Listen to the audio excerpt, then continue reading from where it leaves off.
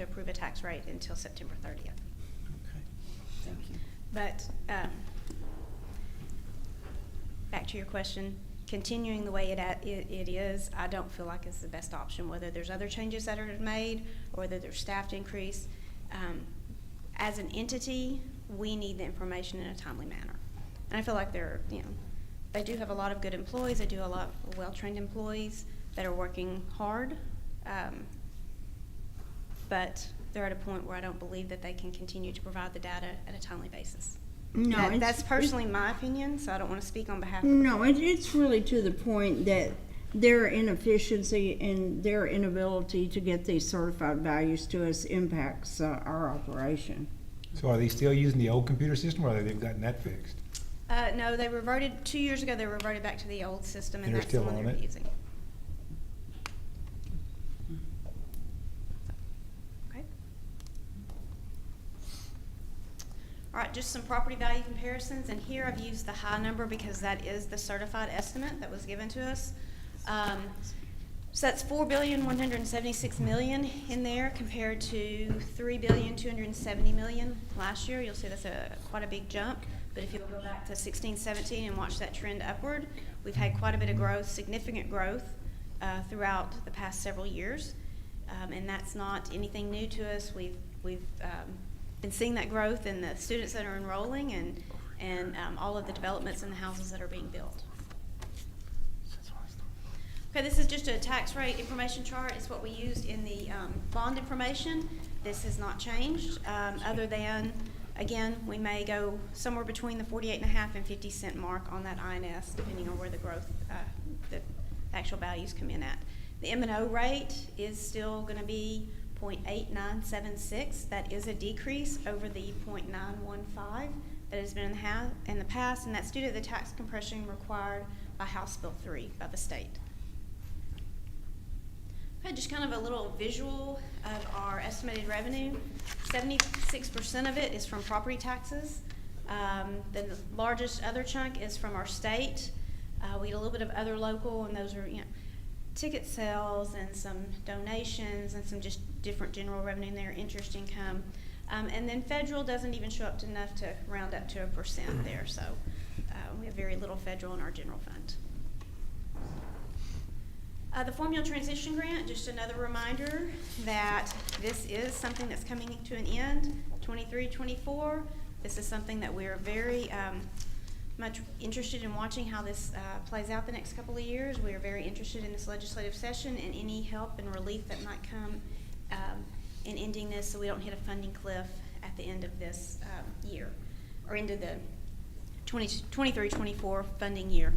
Estimated $3.2 million of our state funding for 21-22. There is a statewide limit per year. At one point through the year, we thought it might be prorated about 90%, maybe not still at 100%. We find out those final figures several months from now. Ask a question on the federal money. Mm-hmm. Is special ed funneled federally or state money now? We do receive federal special ed money. It is not in the general fund, so it's not part of that percentage that you were looking at. Gotcha. Okay. Okay, the federal money that does make a difference to our general fund, it's not included in the general fund, but it does make a difference to us in what's going to happen this year and next year and what happened last year. If y'all remember, we used our ESSER 3 money in 21-22, about $380,000. We also had in 21-22 about $1.1 million in ESSER supplemental. In 22-23, we have another round of ESSER supplemental. It's 1.1, 5. That number changes a little bit each time we look at it. We're using that to help supplement the general fund, so that does potentially see a funding cliff coming next year, and this is a required talking point on our budget that we present to you. It has to go in our audit that we actually discussed it. I know we've talked about this along the way each month. So we are anticipating absorbing that $1 million from the ESSER supplemental in next year's budget. We absorbed the $380,000 of ESSER 3 in this year's budget, and we've planned for those expenditures along the way, and we know that we have to account for those for next year. Personnel is the largest percent of our overall budget at 80%. Last year it was about 77%. We've grown to about 80% this year. That's still a very good rate. It's just something that we like to watch and make sure it doesn't get out of proportion there. Increased enrollment, of course, means increased staffing, increased new FTEs, full-time equivalents. We had over 80 FTEs for this year added. That's our largest amount ever, but we continue to grow at really high rates as far as our student growth. There was a general pay increase for all teachers and librarians and a midpoint pay increase for all other staff that the board was very nice to approve back in our June board meeting, and we're very grateful for that. Some additional budget considerations that we looked at along the way, of course, inflation. We all know the cost of everything has gone up at this point. Custodial costs for new facilities coming online, utilities for those new facilities. We had some campus and departmental requests that we worked through, some increased fuel costs, which we are happy to see that's starting to trend down a little bit now. But we did have to look at increasing that line item for next year's budget quite a bit. So this is just a reminder of where we're at on the and some of the numbers that we use are estimated enrollment of 4842, our estimated ADA of 4670, our estimated freeze adjustable TAV, and that's a little different than the number we were looking at earlier because we were talking about net taxable value on some of those other numbers when we were looking at the $4 billion. Estimated freeze adjustables after the frozen values have already been taken out. And so we look at that, and then we have to add back in actual tax dollars. So it's just a number we use in budgeting. And then our M&O tax rate going from 91.5 cents to 0.8976. So it gives you a look at our total revenue going from $42 million to $47.7 million. And then our expenditures. So the last time we presented this in July, we had our estimated raise package down as a line item down at the bottom. We didn't have that ready to distribute between our functions yet, but we have that in there now and have it distributed by function in order to get approved tonight. And that brings us up to 48.9, almost 49 million. We were at just under 42 million for last year. This projected budget deficit and surplus was before this budget amendment that's on the agenda tonight. It brings it down to 300 and something anticipated. But we're looking at a 1.2 million dollar deficit. And again, we talked about some things that could change that along the way. If any of our utility costs tend to trend down a little bit more, the biggest change will be a higher enrollment with an attendance rate of at least 96.5%. That would be the biggest change in next year's budget of the $1.2 million deficit is the higher attendance and higher enrollment with an attendance rate. So why is it that you're bringing this to us before the budget amendment when we haven't approved this to begin with? So why have an amendment to the budget that we haven't approved yet? Sorry, the amendment is to the 21-22 budget. Oh, okay. So, and that's just later on the agenda. So, Okay. just wanted to point out when you see that 500,000 there, and that's not what you see that you're approving on that budget amendment. That is 1.2, yeah. That would Right. be not 1.2. no. I can't promise you we won't have a budget amendment in September, depending on what happens between now and then. I got But you, that would be our first chance to amend this budget before, and it would be after it would be approved. So do y'all have questions on that? We still are presenting a student nutrition or INS balanced budget on both of those. There haven't been any changes really in those since our last presentation in July. We did have our bond sale. We did fund that August 5th, I believe, and we still have an estimated payment in there for that new bond sale. And again, we're estimating it 50 cents, and we'll have more information on the tax rate in September. Remind me why you're comfortable with a budget that's a $1.2 million negative deficit. You're saying that these are conservative revenue? They're conservative revenue and conservative expenditures. So we tend to, the way I budget, if I'm looking at those utilities and the costs that we don't know as much, not the supply items of things, I tend to put those a little bit higher. I'd rather overestimate those than underestimate and have to come back later and ask you for more money. So we try and actually get what we figure would be the highest number on that. And then on the enrollment, in the past several years, even through the COVID years, we have seen an increased enrollment beyond what the snapshot projection is from the demographer. In fact, what we're seeing right now is that we'll probably be at that projected, what he had us at projected the end of October or the last Friday in October, we will probably be at in the next couple of weeks. And we continue to grow throughout the year. That growth will, as long as we have a steady attendance, we'll be able to amend the budget for revenue then probably in the second semester. So But the increased attendance only, it's a small portion of the revenue. the attendance, it actually it would affect our overall revenue because on this, even though you only see a smaller amount of money coming in from the state, the way the formula works is when you increase that student number or what we call ADA, average daily attendance, and they're a larger number, then that overall number increases. That is the only way to increase your revenue right now. So if our property taxes go up, our state income comes down, our state revenue comes down. That's a balancing act that has been in place with House Bill 3. But with added students and added attendance, so your ADA is increasing, then your overall revenue will increase. So I got a question.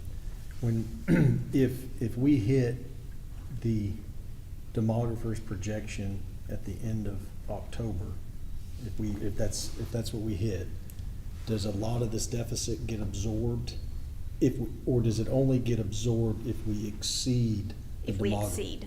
Well, Okay. if If we it's hit it soon. 48, 42, Or- that's the Yeah. projection, and we hit 48, 40 today, we're Okay. within 2 of the projection already. So I just want to make clear in my head that this deficit gets absorbed if we exceed the demographer's projections. So a couple you- of factors that need to happen there. Need to be enrolled and in attendance. So that attendance rate, getting back to the 96.5%, which was our average pre-COVID, that plays a very big factor. So it's not just the ADA percentage growing, it's maintaining ADA as your enrollment grows. That's correct. Well, one of the things that was a very big incentive for high school attendance, and they had a really remarkable result, was the exemption. And then when in 2021 and 21-22, because of the pandemic and because of so many having COVID, we just weren't able to keep that incentive going. But high school's planning to do the exemptions again this year. So that's really a powerful motivator. And that impacts about 1,500 of our students. They didn't do it, we didn't do that last year? No, In not, exemptions last year, we did not tie it to attendance. Oh. We didn't not tie it to Okay, it was based on attendance, though. grades. We will, one Performance. thing that we'll present tonight, but our plan is to tie it back to attendance. So to your point of, can we absorb the entire 1.2 million? Maybe not. Historically, the way ours goes is we typically don't spend as much as we budget, and we typically exceed our enrollment projections from the demographer, which both of those help to bring Right, which that you- deficit, back together. You have 3 more kids enroll in the district, and that's exceeding. It exceeds the estimate. Right. As long as we maintain Right, attendance. the attendance. I'm Yes. just saying, but Right. based on his number alone, Right. we're 2 students away from his October 15th number as we sit here today. Right, And and we August enroll, 16th. we typically enroll students every day throughout the year, all year Right. long. Right. And also, if we were, this is kind of your not worst case scenario, but kind of somewhat worst case scenario. But if this happened, we're able to absorb this loss and still have great, top grade financials, right? Yes, so we have a healthy fund balance. We're a little over 25% fund balance, which is what we typically like to maintain. It would not be if we go through this year and we see that we are not gonna make this, then I'm gonna come back to you and say, we need to start looking at something, maybe scale back budgets by, 3%, something along those lines, and start taking some actions. We don't want to go into every year with the deficit budget, and we don't want to go into every year in the future with the deficit budget. I feel okay with this year. I feel very confident about the number of students that are enrolling, and that our attendance should be back up towards normal. Now, we're going to hope that nothing happens like back to the spring of 2020 is what happened in the past, but as long as we continue on that trend of the the attendance going back up towards our normal levels like it was at the end of school, then we should be okay. But again, if we get even partway through the year and we haven't made progress towards this, then I feel like that we need to look back at taking some potential actions for future years, maybe even this year. And one of the things that I think was mentioned previously that gave me some comfort, the fact that maybe that because we're adding an entire new school, Yeah, we've had that's what's driving. 80 Yeah. new FTEs, which is the most we've ever had. It's not that uncommon to see a deficit shown. Is that fair? It is a fair point. I mean, 80 FTEs are a lot. The majority of those are teaching positions, and as y'all know, that those are in based on the number of students per classroom. I don't feel like we're overstaffed at all. We did add a full elementary on. Part of that, we did have a 5th grade center that we dispersed out, but we added a full pre-K through 5th grade. We will have a 6th grade center next year that we add. It will not be, we'll be able to move over quite a bit, but you still have office staff that you have to add. You still have nursing and counseling and all of that you have to have. So there will be a little bit of additional. Janitorial. But even without all this growth, it seems like a lot of times at this stage in the year, Liz, you're projecting a deficit, and by the time the year ends, we've absorbed it, and we're very close to positive or positive. Yes, so the last couple of years, we ended the fiscal year each year very well, and couple of factors in those. 19-20 school year, we shut down our buildings. We didn't have any choice, just like everybody else. We shut down our buildings in the spring. We had quite a few, there were a lot of expenditures that didn't happen that were planned on happening. The state came in and still gave us what was called hold harmless revenue there. We benefited greatly from that. Turn around then into 2021, we got hold harmless additional revenue again from the state. Come back to 21-22, same thing again, hold harmless on our ADA. I do not think the state is going to give us hold harmless for 22-23 unless something else significant happens. But yes, we've been able to recoup the deficits. Last year we presented a deficit budget, a rather large deficit budget in August, and we talked about, we knew we were going to have a plan for our ESSER money to supplement our general fund, but we were still developing that ESSER plan, and we brought that, I believe, in the September board meeting. But we went into it knowing we had a plan, and we had talked about that through some meetings. So yes, we've had some deficit budgets in the past that we've been able to overcome. We don't have anything sitting back like ESSER funds or anything that we're still working on a plan. This is strictly, it's a deficit of $1.2 million. If we exceed our student enrollment projections, our attendance projections, then we should be able to end the year in a lot better situation than this type of deficit. Is there a certain point in the year that you feel like you need to start adjusting things if you don't start to see that adjustment happening kind of naturally, so you don't get to the end of the year with a deficit? Or are you willing to go the whole year in a deficit? I wouldn't be willing to go the whole year in this type of deficit, but we typically look at our, again, we look at attendance and student numbers by every 6 weeks. So the 6 weeks ends, it takes them a few days to finish the data. We get it and we review it and we start looking at it compared to our projections. And then we try and figure out, estimate out the rest of the year. Knowing that we've already started school, that those enrollment numbers are already high, is a very good trend for us on that, those numbers being more than what we projected. If we get to, say, the second 6 weeks, for some reason that attendance rate is really low, we do not seem to be making any any of our marks that we've set, then we may need to come back and discuss it as a budget. Discuss it as a board and say, are we comfortable continuing with this? I don't think we're going to be able to increase our revenue at all. Do we need to look at some things that we can do this year? Or are we comfortable continuing, and let's look at what we're going to do next year? But I don't think that we wait all year long. I think that it's something that we have to monitor and we have to discuss with you as a board throughout the year. Because really you only have 20% of your budget to work with. Right. And Liz, the ADFT's rough estimate increase around 3 million, maybe more than that, 3.5? I think it was a little more than that. Okay. I think that was, if I look back at that spreadsheet, I would think it was closer to 40 million maybe. I'm sorry, 4 million. Okay. Getting my zeros mixed up tonight when I'm saying millions and billions and. Any zeros mixed up on this budget? No, sir, unfortunately not. All right. Hopefully in our favor. Okay, and this is not an action item at this time, it's just discussion, so. Any more questions? All right, Thank you, Liz. thank you. Thanks. Thank you.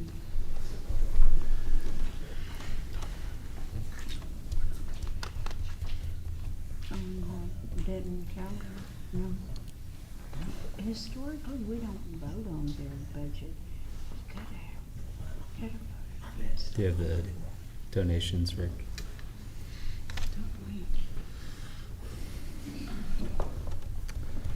Okay, our donations for August of 2022. Donation 1 from AEBC, $1,500 for the 2023 tennis team, outdoor tennis scoreboard, outdoor ladder board, name tags. AEBC, donation number 2, $3,500, travel case for football roadshow. And AEBC, donation number 3, $55,000 for a new baseball scoreboard. Total August donations, $60,000. Okay. Does anyone have any questions on any of the consent items that have been presented? I guess one question, I thought I saw that we were approving an expense for a high school baseball scoreboard. It's action. It's an action. It's an action item, it Well, wasn't it's, part of and it this? doesn't cover, there's the actual more- expense of the scoreboard is more than the donation. Yeah, Like 5,000, I think.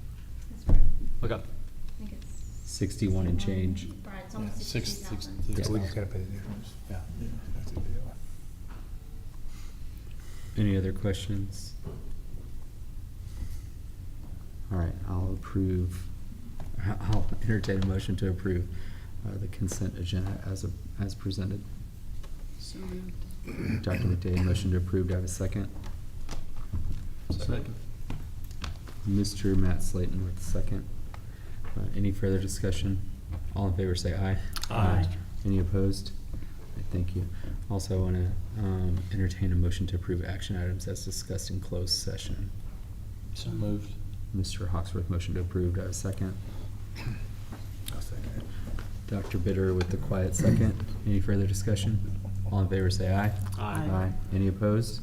All right, thank you. Sorry about that, Wyverly. Forgot. Okay. Dr. Wright, you have your report? Yes.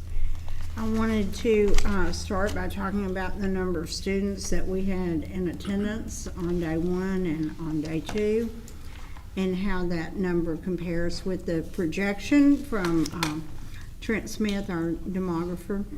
The projection for snapshot date, which this year, it's always the last Friday in October, but this year it'll be October 28th, is 4842. And we're already at 4840, so we're very close to that already. And we haven't been taking transfers at middle school or transfers at West, so I'm sure it would be higher than that. At West, we have 810, and the projection was 818, so we're only 8 under the projection. Hilltop, we're 68 under the projection. The biggest miss in the projection was in kindergarten and first grade at Hilltop. And 612 is where we are, and the projection was 680. We did move 2 teachers from Hilltop to South, and 1 teacher from Hilltop to West before school ever started. And then a position from middle school to South. And then tonight I'm asking for another position at South. So South will have acquired 4 additional teachers. So this has just been shifted. Then South was projected to have 681, and they're at 790, so they're 109 over the projection. And that is with transfers. Some of those are transfers, which means they have a house under construction. Middle school projected at 1180, and they're already at 1154, so they're 26 under. High school was projected at 1483, and they're already at 1474, 9 under. So if you take the whole thing collectively, the whole demographic projection, you could say that Hilltop projections were under and South were over, or we've gone over what the projections were at South, and we're under what the projections were at Hilltop, so that's kind of balanced things out, and we've had to move teachers because of it. But collectively, the demographer's report is accurate, taken by campus, not so much, particularly at Hilltop. And that's one thing I wanted to bring up. Obviously, we have set parameters at 3% with the demographer, that they have to be plus or minus within 3% of their projections. But not So- by campus. But We not don't- by campus, but they're, I mean, he's grossly off on 2 campuses that affected staffing, and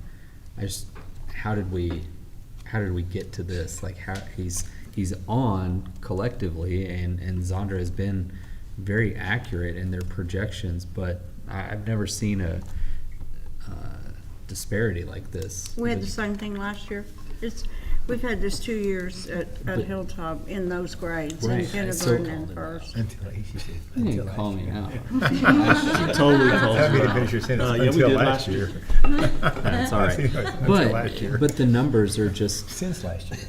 I mean, it's Last just, year. I don't understand how you missed was there that much more construction with kids in the south, zone More versus? housing available. Versus housing in Hilltop zone, or, I just don't know, the has he explained Well- anything to you? That's it. Yes, On how we're off well, on this. Mrs. Lumsden and I, not beginning in 21, in the spring of 21, for the 21-22 year that we just finished, the demographer, she and I had several conversations with the demographer, and I had several more independent conversations about how we weren't going to reach the number that were projected in kindergarten and in first grade, but most particularly in kindergarten. And he continued to believe that they were out there, and mainly because of the pandemic, that they had not been coming to public school, but that they would return.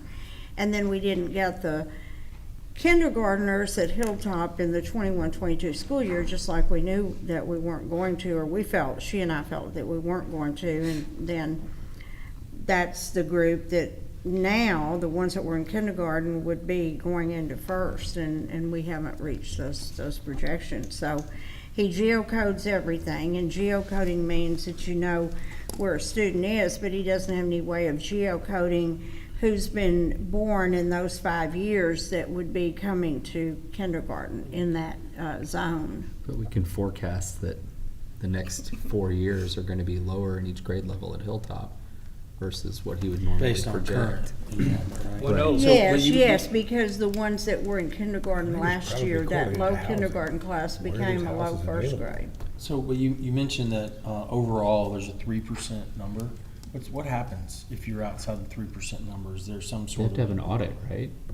No, it was just our goal. That's a goal. That's it not was part a- of the contract that says, hey, if you're outside of 3%. No. We There's some review. repercussion. Okay. No, it's just our So- goal so- within the district. So, but maybe we should then add a goal by campus inside of that. Maybe it's obviously larger, 3% for the district, and maybe, because this, to your point, this has been 2 years in a row that we've had a couple campuses that miss significantly. That, What's One the other campus, one campus? What's the other Hilltop and campus? South. He can blame us for how we drew our lines. Hilltop and South. Well, oh, yeah, He south played a and role in then that, don't we he? have Hilltop I'm just saying. is the It's last. just Part of it, Really the total missed district number's right. You missed Well, And then you he draw should be able to artificial change, lines. he should change his Spot on. projections by campus then.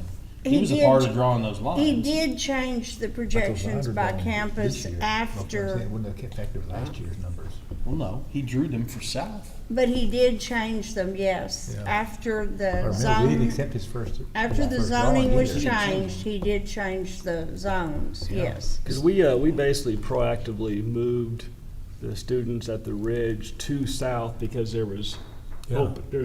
open there, and Hilltop is supposed to be almost full. We moved some of the And now the ones, reverse has happened. but the ones that we moved from the Ridge, if they were already at West, they were in the Ridge, they were already at West, They we could let stay. them Well, they had the stay. choice. We let them Yeah. stay. So do we know what number of students that we are bringing from the Ridge now to south? On the bus, Yeah.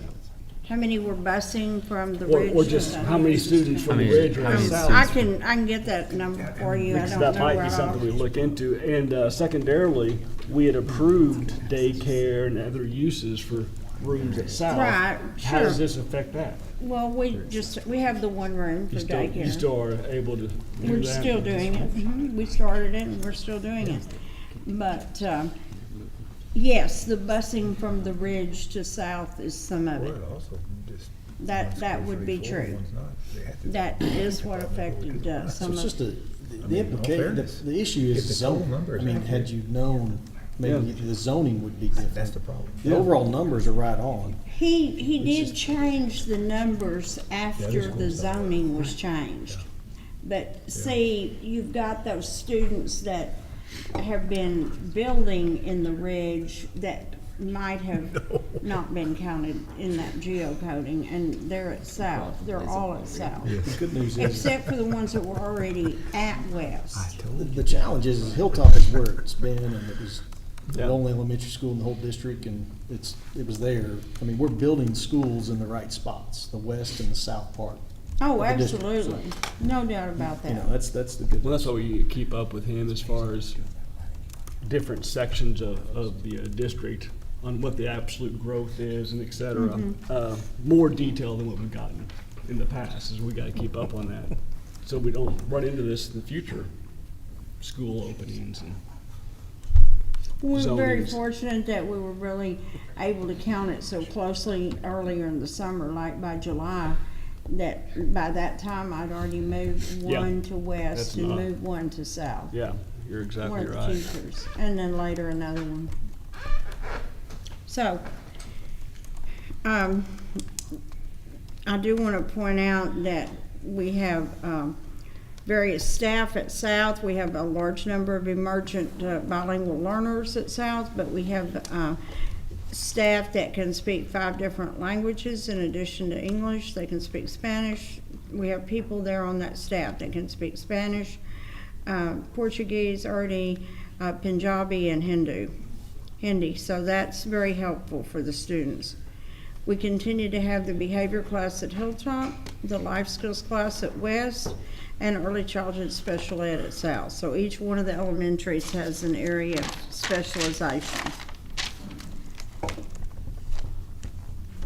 I do want to talk a little bit about the 2022 accountability, and Dr. Stieber will go into this in more detail at the September board meeting, but this just got put out last Friday. So I do have the 97 that the district got. It was the highest score in Denton County out of the 11 districts in Denton County. That was a 95 on student achievement, a 91 on student progress, and 100 on closing the gaps. Then Argyle High School got 2 distinction designations, comparative academic growth and comparative closing the gaps. They had a 97 also, with a 95 in achievement, an 84 in progress, and 100 in closing the gaps.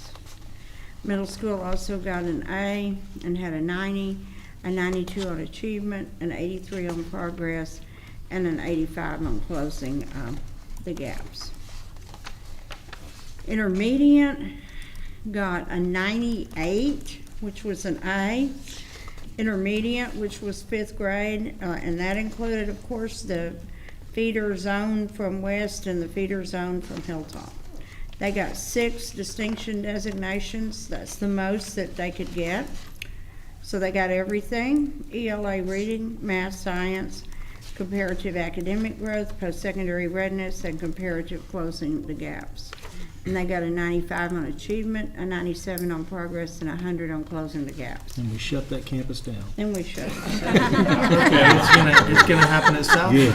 But we kept the staff, Now you right? set the bar. We Let's see sent what happens. we sent the students to middle school, and we kept the staff at South. We got the same people who did it. It's That's okay, right. Josh. Right, no pressure, yeah.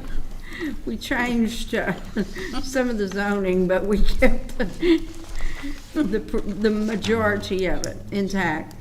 On West, they got a 91, And they had a 92 on achievement, an 83 on progress, and a 90 on closing the gaps.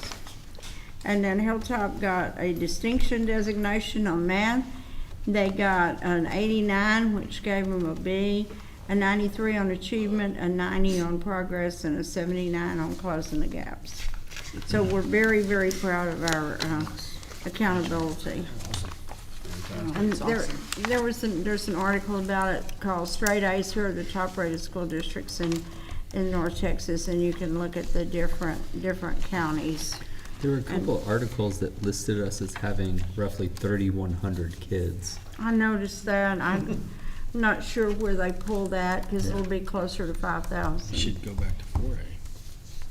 I did Go notice back that to they 4A. had the number off. Let's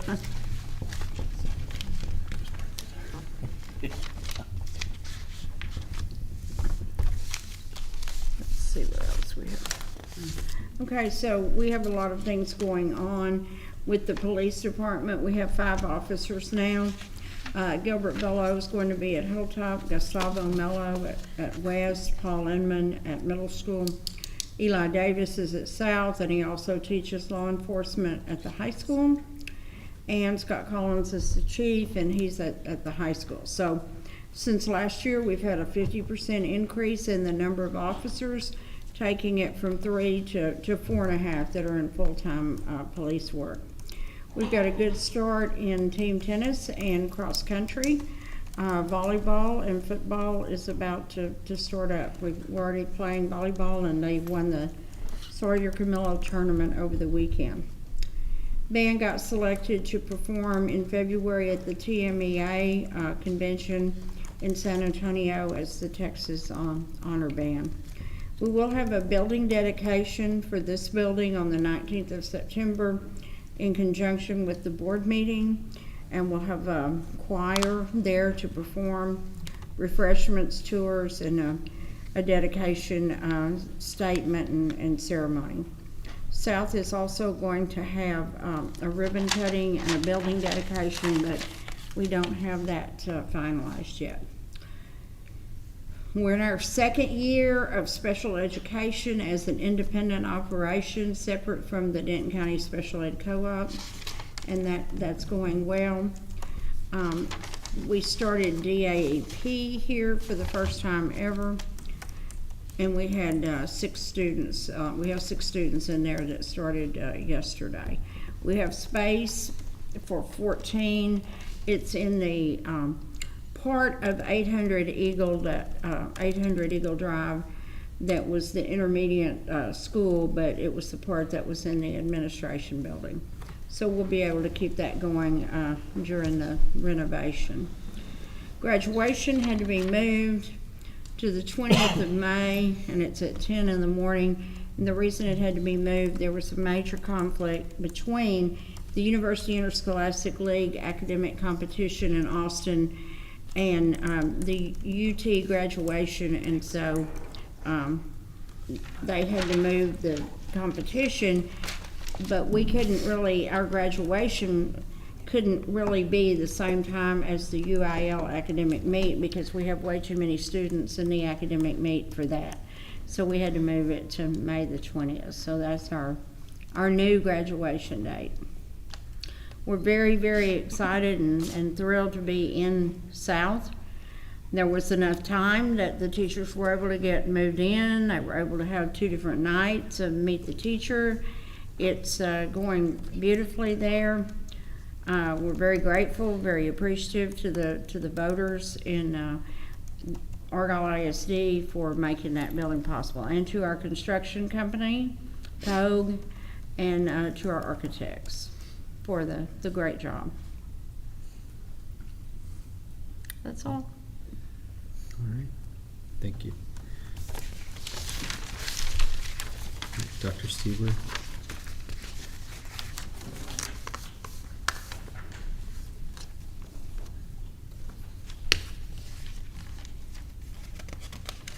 So we received our AP scores from 2022, and we saw quite a few increases from the prior year. So think we've told you, like, kind of our goal was to increase the number of students who take AP classes, increase the number of AP tests, and then, of course, increase our scores on the AP test. And so in 2022, we had 280 students total that took an AP class. So some of them might have taken more than one AP class, but we had 280 AP students. So that was 36 more than 2021.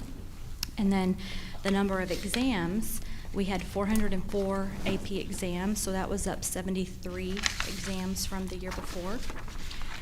We had our AP students who scored a 3 or better.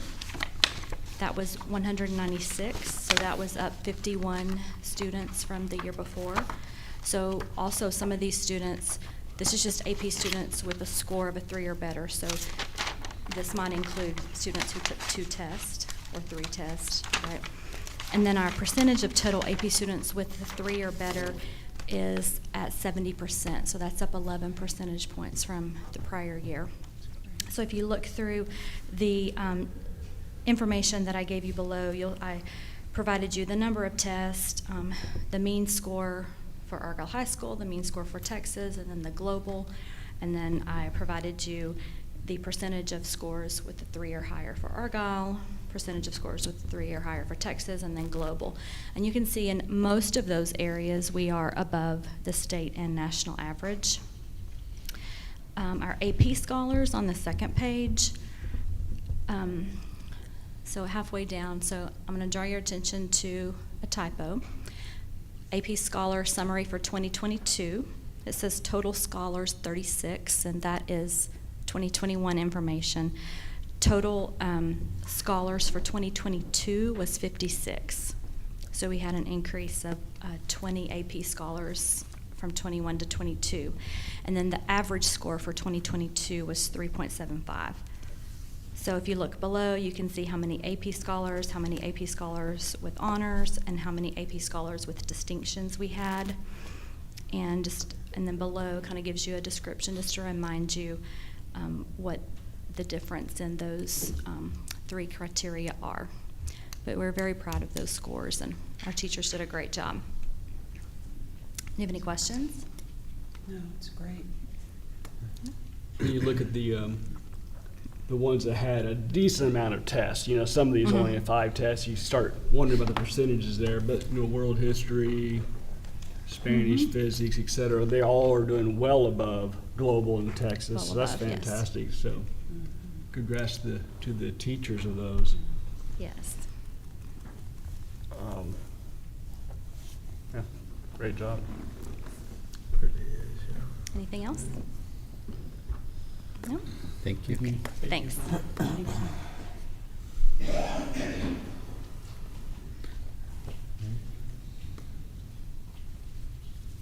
Fogue, y'all ready? Ready to wash your hands? Well, the last formal report unless action items go differently. I think he's one of the. These backup singers, I guess they didn't want to come up here with me, I'm not sure. So. Boy, you screw up his graduation plans. Good evening. We're very excited to give y'all the report this month. As Dr. Wright mentioned a minute ago, we're all moved in over there, and very proud of the school, and very proud of the work that the staff and everybody's done to help us get to this point. So we appreciate it.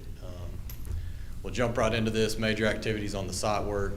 As you can see, we're down to kind of cleaning the sidewalks and things like that, getting ready for school. There's really, on the outside of the building, we're pretty much complete. We got the last bit of sod installed that was added at the end of the project, and have all the hardscape benches and all of those things like that done in the courtyards and around the school. So a couple of pictures here where you can see getting the sod established, so praying for some rain to help us out with that, obviously. Exterior building construction, completing the canopy overhangs that you see around the building. That's really the last piece that we've got, is finishing those canopies.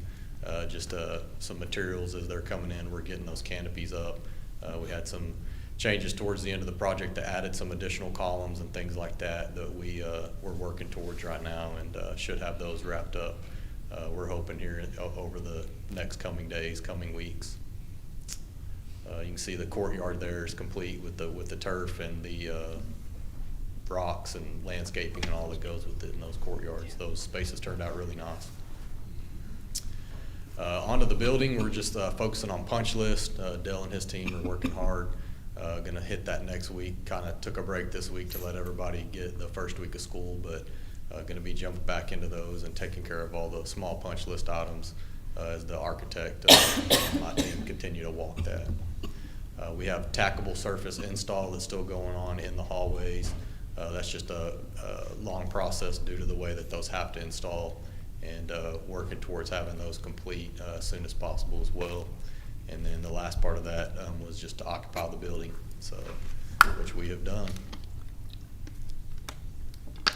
Here's just some photos of some of the spaces, the finished spaces, with some of the furniture and things installed there.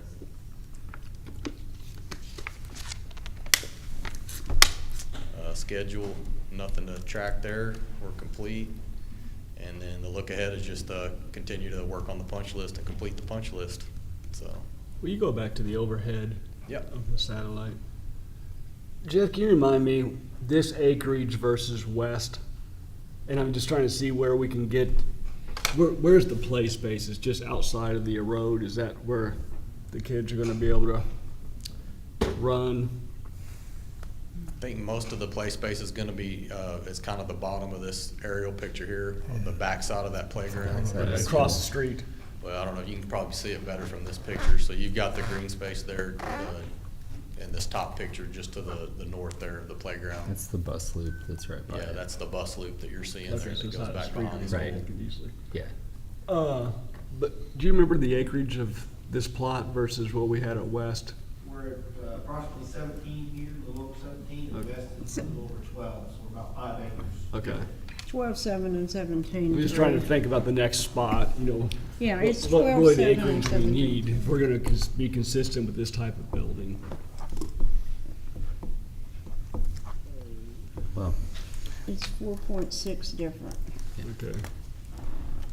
well, we, as a board, just greatly appreciate your diligence throughout the entire project. For those of us out there, groundbreaking. It was extremely humid and hot that day. It was like a swamp. Yes. Didn't think that a Some of us school would handled go it there. that Yeah, well. some of us almost didn't make it that day. That's right. Thought we lost Dr. Wright for a little bit, but but thank you again. So just really ecstatic we were able to not only get in early, get in on time and safely, but the project was safe as well. So appreciate all that y'all done. So thank you all. Thank you. And on behalf of POG, we just want to thank the board and obviously the community for trusting us to come do this project. So thank y'all very much. Thank you. Thank you.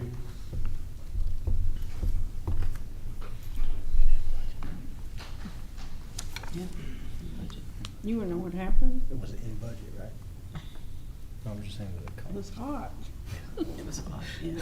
I had to pour about 6 bottles of water on my head. They sat her down. She was going to sit down regardless, Yeah, but I sat down on the We had, ground. we had Sat her an, we had an down. umbrella over her. had an umbrella. But Yeah, that fan. turf we had laid out, it was like swamp, humidity, heat. It was perfect storm. So 6 it- bottles of water. the project went I'd up from there. recommend it. So that was our low point of the project. So That was back when we had rain. right. Yeah. Wow. All right, Mrs. Lumsden, do you want to start handbook talk? Actually, they have Oh, it's a really group aligned their presentation. handbooks. All right. And so the 3 elementary principals are all coming up, and Group Mrs. project. Funderburg is going to speak for all of them. She drew the short straw. No, she volunteered, actually. Maybe she wanted to do it. Miss Voluntold. Lumsden had the most lines during our convocation skit that now I had to do this at the board meeting. So we've really made it a point now that there's 3 elementary schools to make sure our handbooks all align. So instead of all 3 of us getting up here and telling you the same thing 3 times, we're just going to do it all together. Perfect. How efficient? So basically, the biggest changes, of course, TASB updates their handbook every year, so of course we include those changes in all of our handbooks. Last year, all elementary lunch and breakfast was free. That was changed this year, so we had to include that in our handbooks. with the prices of meals. Because all of our email addresses changed in the district, we had to go through and change everybody's email address in our handbooks as well so that they match. We did do some procedure changes on how the forms are now embedded into their registration instead of things that they have to turn in separately. We did change the location of our DAEP now that it's here housed in Argyle and not in Sanger. We updated all of our plans to then include 5th grade now instead of just up to 4th grade. The biggest thing probably was with the Senate bill with promotions and retentions. We needed to include that in our handbook, so now parents can request students be retained pre-K to 3rd grade, kinder to 3rd grade, and then based on our promotion and retention, they have to pass, of course, the TEKS, 70% mastery, regardless what grade level they're in. But we wanted to include that in our handbooks to address that new Senate bill from last year.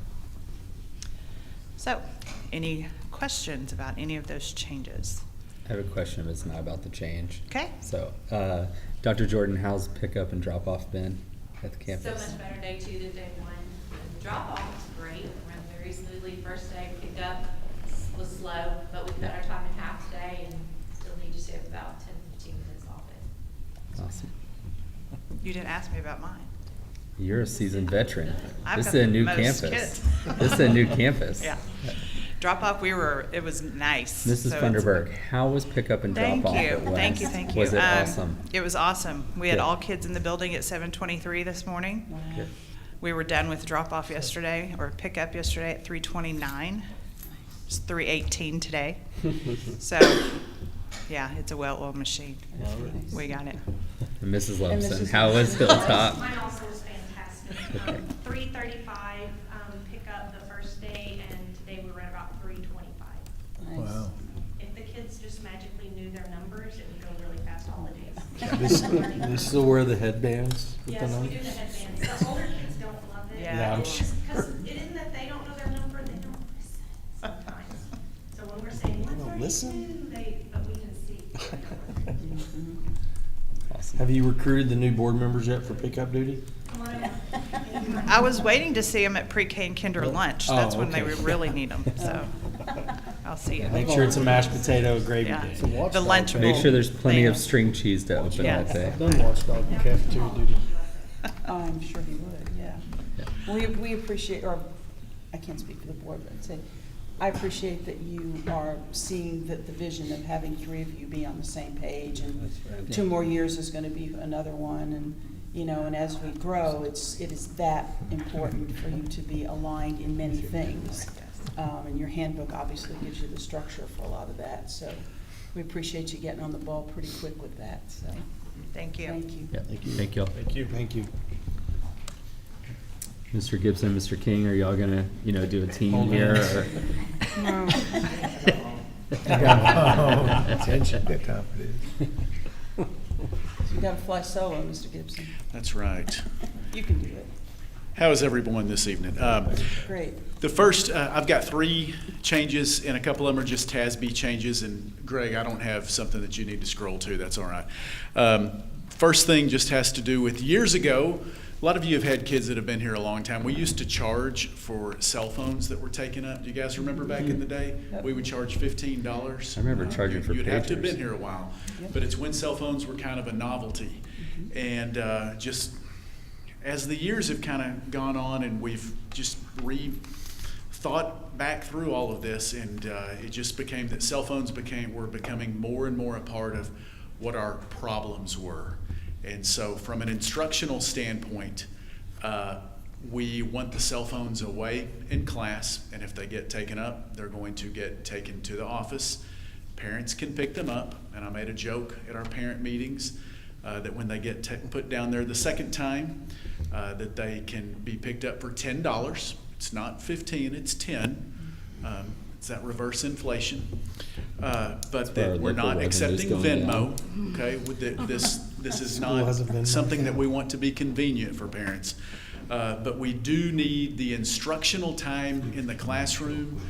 We want to make sure that's that's preserved. And so that is probably the biggest thing that you might get calls on from our handbook on what we're doing to try to go back. What back is that the way. instruction to the students? Just turn them off completely, or put We them want in them a locker? off and or- away. I have some teachers who want to put them in a little shoe holder. The main thing I want is I don't want them out. I don't want them out in front of the students. This is not to try to get parents not being able to talk to their kids, though. They can still communicate with their students between classes. I have a number of teachers who would prefer that not to happen as well. But we are asking for an instructional time and during lunch, no phones. So I've received a lot of really positive feedback from parents. I had Ms. Lively, Ohlers Lively, speak on the dangers of cell phone and social media, and had a lot of really positive feedback from that. So that's probably the biggest thing change that you might get called on. You So bring a no criminal phones attorney at in to lunch. What's that? No phones at lunch. That is right, and that was last year too. That is not to say that the front office at the end of every lunch was filled with phones that would get brought to the front office, and they would just be lined up. And I have pictures of what it would look like. And so the 8th graders are now 9th graders. They were the ones that had the most difficulty with it because it was newer for them. I think that these grades, I think we're going to be able to get them in line a little bit easier. I'm not challenging the policy, but I am questioning why. Why at lunch? I can see why in the They're instructional. airdropping. I would, photos. yes, okay. There's I mean, bullying. I could give you a number of examples. One that I would say is students don't have the prefrontal cortex ability to not accept a picture if it is airdropped to them. And so we get, some examples have been that we have students who take a picture of someone, unflattering picture, and then they airdrop it to anyone that's in the cafeteria, and then we get a picture of someone in a not a good position, and they and that goes to everyone in the So cafeteria. this is kind of stopping bullying and things like that. Bullying Okay. and all, Okay. all of those types of things. There's nothing positive that I can say that comes from it being in during that time. And there are, I can list out the numbers of negative things. So they actually have to talk to one another. They need to talk to each other. That's Okay, it. that's unique. That's right. Yes. That's right. I like this. Next thing just has to do with major grade assignments. One of the things that we had talked about was that we were having people that were taking major assignments or that were turning work in after the grading period had ended. So we want to, once the grading period ended, unless there are extenuating circumstances, that's where the late work is going to end. And we're on 9 weeks here, so there's only 4 9 weeks that would apply to. But we've had enough of that that we wanted to address that and make sure that we looked at that. And then the last thing on changes just has to do with some verbiage having to do with bullying and cyberbullying. And the quote is, students have the responsibility to express themselves without violating the rights of others, interfering with the orderly educational process, and without using language, phrases that could be reasonably interpreted as harassing or threatening, or implying violence or aggression either in person or through social media platforms. So just wanted to make sure that we took the TASB language and added that into ours with the social media platforms put in there as well. So those are the changes for the middle school. Any questions? You guys have made a lot of efforts about working on bullying. Do you find that you're moving the needle, or it's just a constant battle? I would say this, that one of the struggles that I have is that when I'm sitting at home on a Sunday night and people start screenshotting me that someone's on either the Harvest webpage or on Argyle Moms and is saying that their child has been bullied, and it's the first time that either myself or the assistant principals have heard about it. I would also say that I've tried to educate parents and students on the difference between there being a mean moment, there being conflict, and there being bullying. Because the word bullying has become a catch-all phrase. And I am not saying, please do not read into this. Bullying happens. But it also, we have conflict that happens between students as well. And we have mean moments that happen between, especially in middle school. And I'm trying to educate people on the difference between those things, because that seems to be a catchphrase anytime someone is not nice to someone else, that they are being bullied. And so I would say that it is always going to be something that you're striving to do better in. And we're going to continue to do those things. We have an intervention counselor that's going to be rolling her social and emotional lessons out through our advisory time. So we're always looking at trying to get better there. So do you have That an answers your initiative question to, well. have an initiative to educate parents on how to contact you or the APs? Well- If they sense something's come up, I mean, you're not gonna stop social media from a parent. No, I've just tried to make people aware that if you have an issue, contact me directly. That it obviously when someone puts something on social media, it's going to get back to me, and then I'm going to end up contacting the parent. It's just it's not the direct route that it needs to go, and so no one wants to have someone feeling unsafe at school. And so that's what we want to protect. How's your QR code bathroom management Okay. going? Okay. I'm okay. That's not a handbook change, but yes, we are implementing eHall Pass, and it's going to go into full effect tomorrow.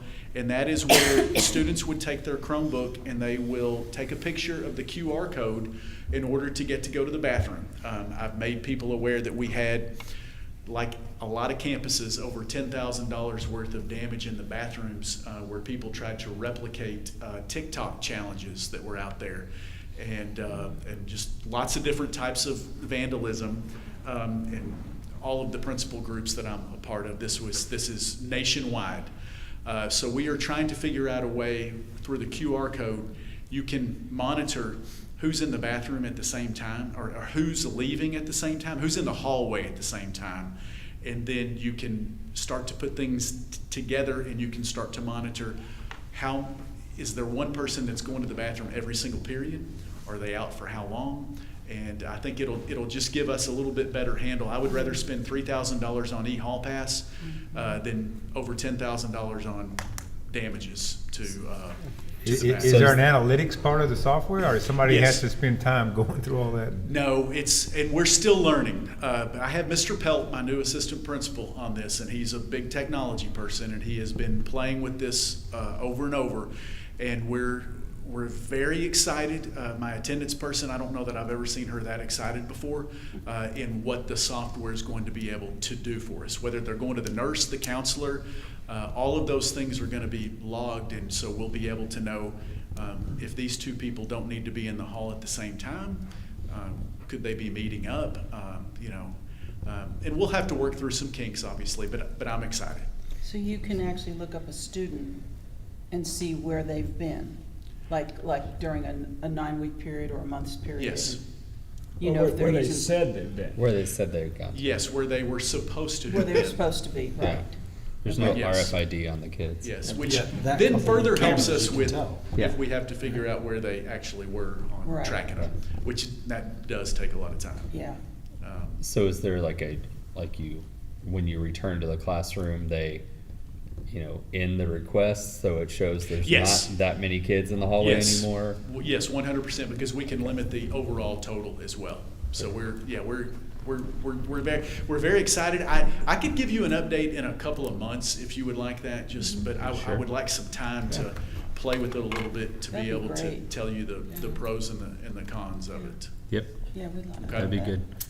All right, thank you guys. Thanks. Thank you. Thank you. Mr. King?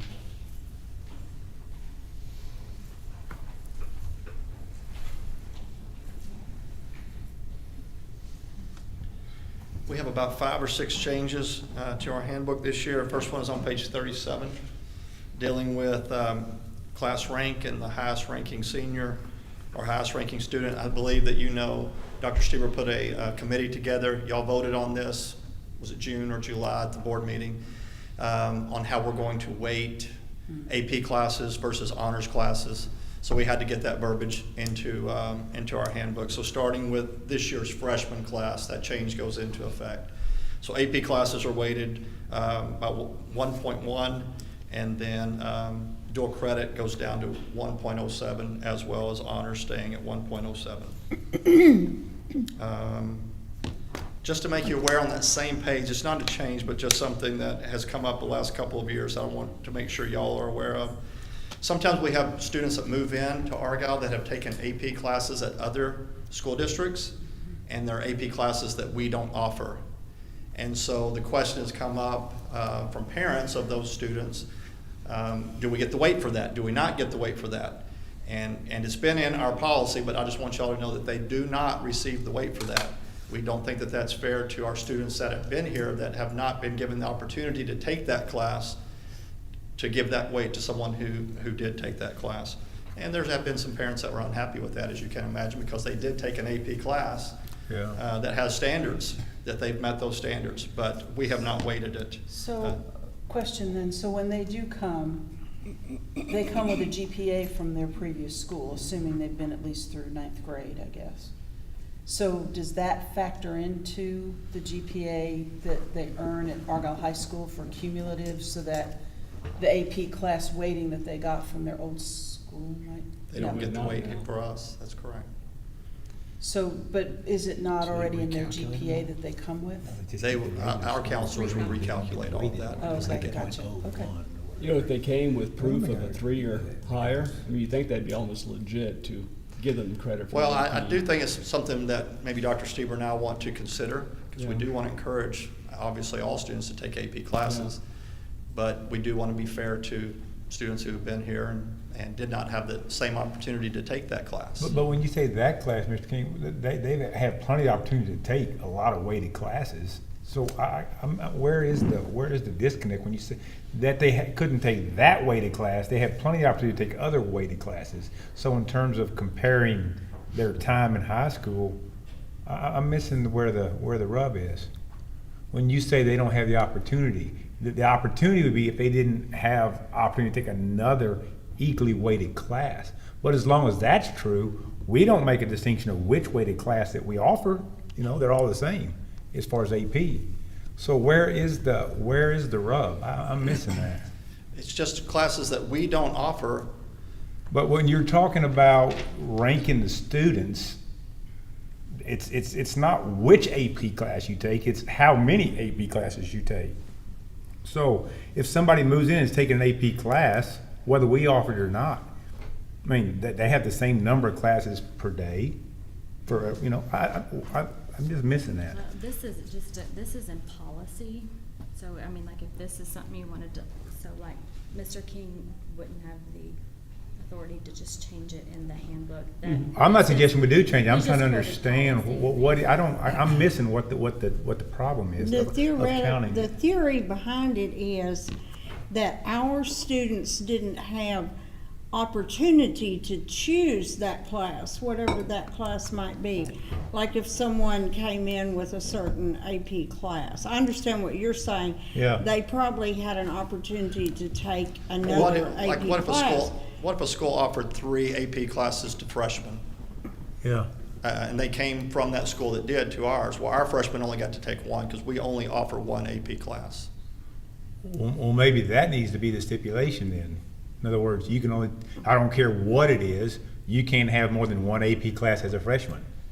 Because what if they took only 1, but we didn't offer it? Correct. Then they're really being, that's punitive, you know? That's, maybe the policy needs to be, maybe that's the problem. And that is the point that some of their parents will make, that it penalizes or disadvantages that student.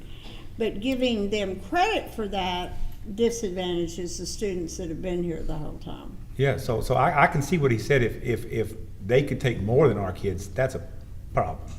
But if same number of classes, opportunity, who cares which class it is? Well, I don't think, are we doing it based on, to your point, we offer 1 for freshmen. Are you doing it based on that number per class, or are you doing it about an individual class? Say we don't offer this AP math class. Correct. Are you doing it that way, or are you saying, hey, We're doing it 1 by class. per, or 2? Okay. Yeah. So I could see where if it's to your example of, hey, we offer 1 to freshmen, you took 3, you get 1. Yeah, when you whatever come it is, here. though. Right, you can pick which one it is, but you get 1. At But least what that he- way. But it's what he's saying is, apples to if you apples. took 3 and we didn't offer any of those, you don't get any. Well, that's the only way. The only way to be fair to our students here. No, what will be fair to our students is that you get credit for 1. If you took however many you took, you could get credit for 1 of them. But if we don't give our freshmen the opportunity to do that, Yeah. how's that fair to our Yeah, students? our kids, he said, our kids take I know, 1 but AP you class. changed it. No.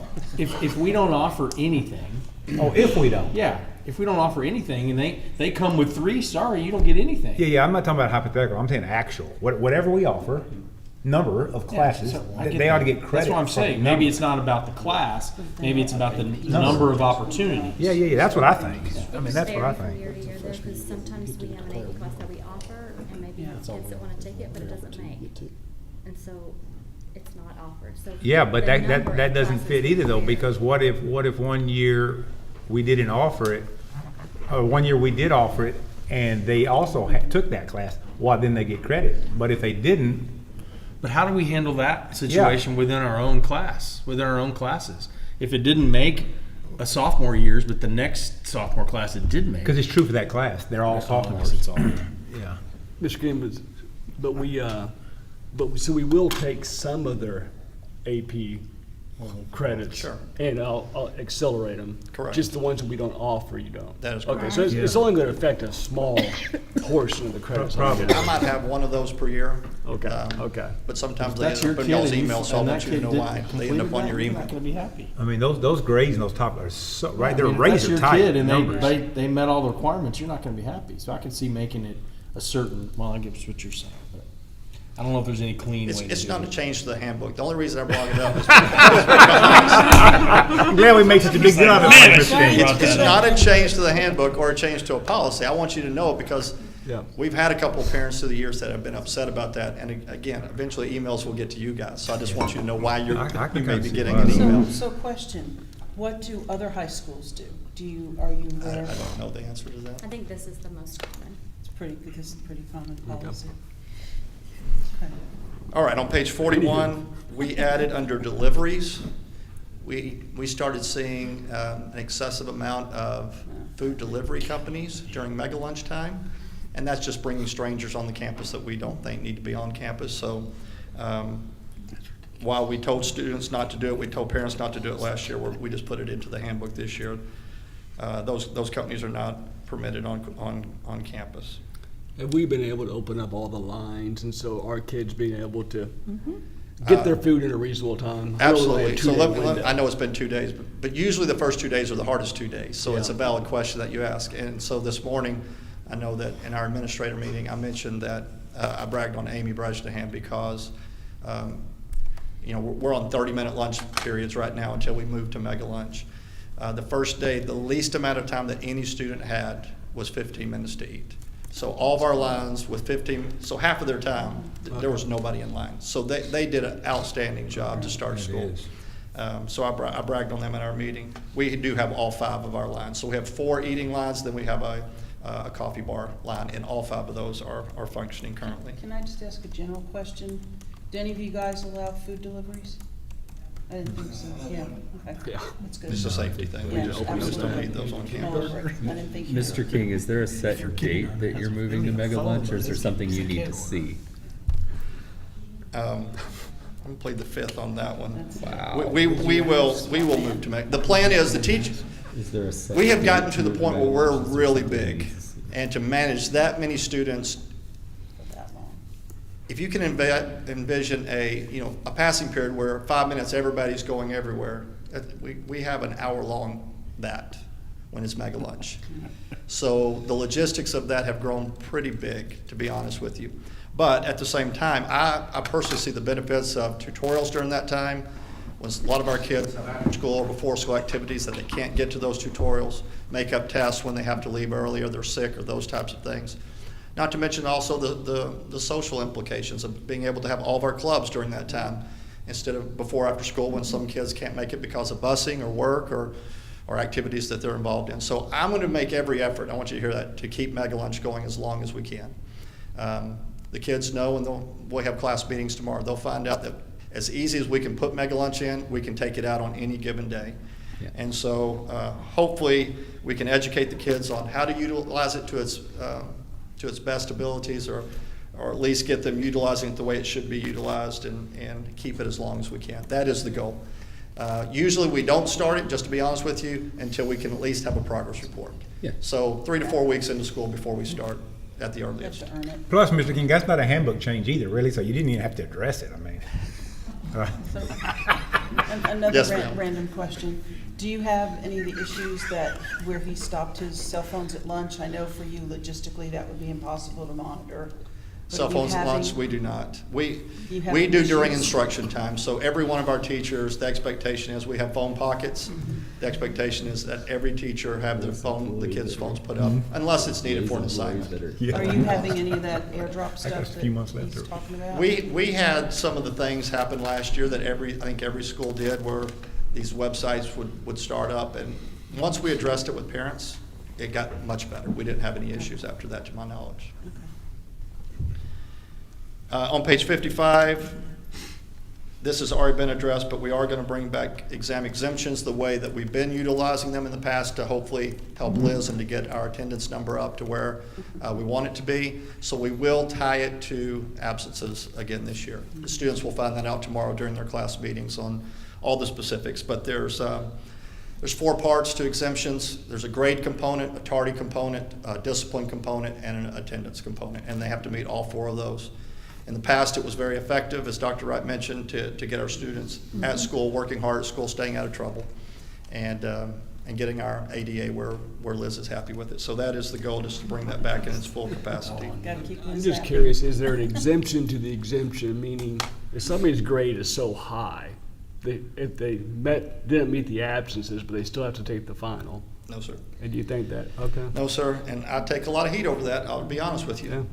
But I get a lot of phone calls on that, but I'll but tell I you- do my best to not make any exceptions, because once I make an exception for your student, I've got to make it for everybody's And student. I want to echo that. I respect you for that stance Yep. that you take with that, because my first parent email as a board member was specifically about exemptions, and thankfully you walked me through that process, and so I stand, Well, we did the right stand thing by you by in that. taking out the attendance issue last year and the year before even, Yes. because we don't want kids forced to come to school when they're sick.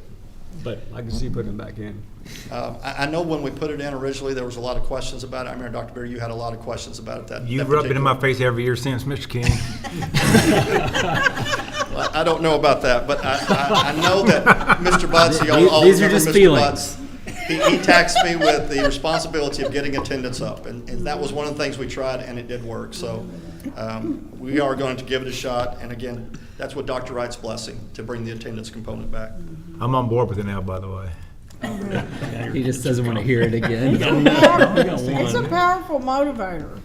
Are you It talking is. about I mean- how Mr. King handled Dr. Bitter? I will say this too, I do get a lot of phone calls on that, and I'm sure y'all probably get some emails on it, but I can assure you that we don't make exceptions. Yeah, and that's. It just that's makes it fair across the the only board. way to do it.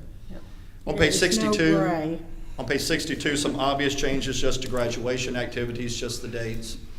I know this was said, but let me reiterate this. The UIL set their calendar first, then we set graduation, and then the UIL changed their calendar. So luckily, UMT was able to work with us. First time we've had it on a Saturday, to my knowledge, and first time we've had it in a morning, to my knowledge. But we're grateful, because we were going to have a good chunk of our top 10 students that were not going to be at graduation. I think our valedictorian and our salutatorian were not going to be there to give their speech. So I think it's best that we moved it to the 20th. Last thing I want you to notice is on page 78. This is not a change, it's just something I want to bring up to you, and that is no freshmen are allowed to park on campus. I kind of bolded it there. It's always been a policy, but we've had some very old freshmen of late. I mean, we've never had students that are going into their freshman year ask for VOE forms, and we've had several of those. And with our parking limitations that we currently have, we just, we have to take care of everybody else right now. So, all right.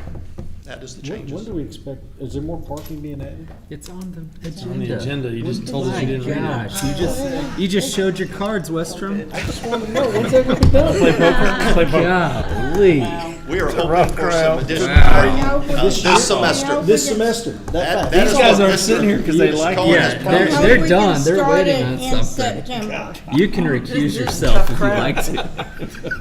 3 years of this? 3 years of this? Honeymoon's Oh, over. Westrom. man. Honeymoon's over. I thought the election was hard. All right, any other questions? before we get underway here? Thank you. You're really stirring up the board, Mr. King. You're really stirring up the Riled board. up. All right. Action item 10A, I will entertain a motion for the endorsement for Stephen Newcomb for the open position on Region 11 Education Service Center Board of Directors. Good night. Matthew? Yes. Make that I'll motion. entertain a motion. Entertain the motion. Oh, No, you have to make You it. have to make it. You can wait to I'm sorry. entertain it. I'm sorry. I make the motion. all right, it's rookie day. I'll second. All right. Mr. Matt Slayton, motion to approve. Mr. Westrom, second. Any further discussion? All in favor, say aye. Aye. Any opposed? All right. Action item 10B. You want to talk This is, about I can. that? Okay. This is a request for a professional contracted service agreement to provide required special ed and related services to eligible students. Based on our current needs, it's more efficient to enter this professional agreement than to employ a professional full-time. And my recommendation is you approve this contracted service agreement with Carter Psychology and Technology. And Dr. Robles can address this also.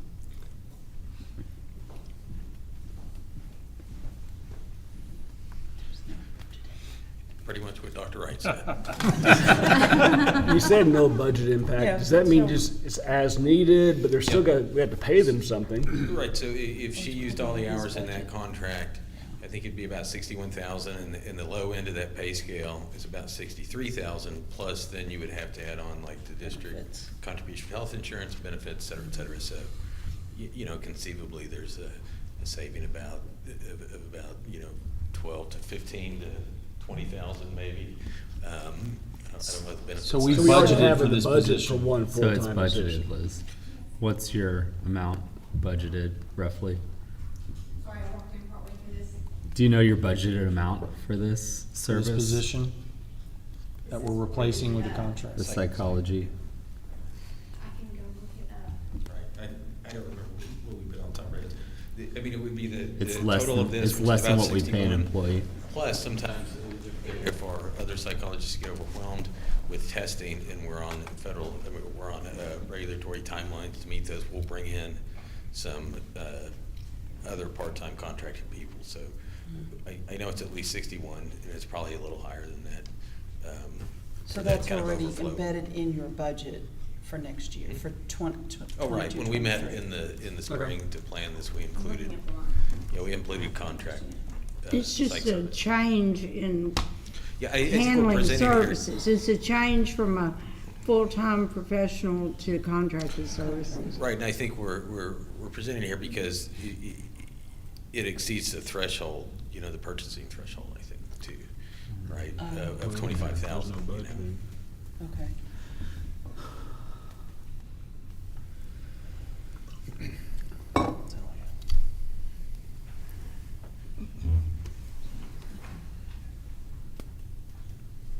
Are you waiting on her answer?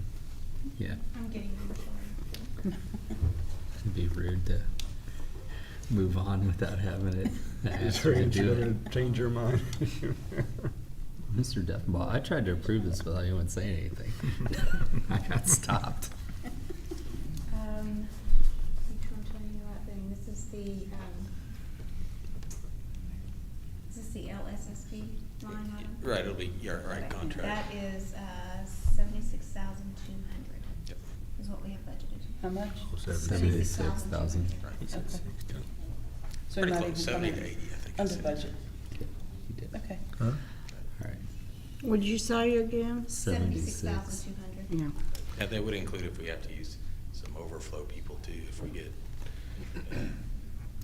sometimes you get a big influx of testing at the same time and you're under timelines to get it done and your staff, might not be able to do it, so you bring in someone to do a couple assessments. So the 76,000 includes benefits that you put in the budget when you put that amount in there as for an employee? If we were budgeting for, yes, for the employee, for this, Okay. it would just be the straight contract. Okay, gotcha, okay. It's actually probably get more bang for your buck this way. All right. Seems like it anyway. Thank you, Dr. Ruggles. I'll entertain a motion to approve action item 10B as presented. Yes, so moved. Oh, Mr. Deffenbaugh, I knew that was coming. Motion to approve, do I have a second? Second. Dr. McDade, second. Any further discussion? All in favor say aye. Aye. Any opposed? Thank you.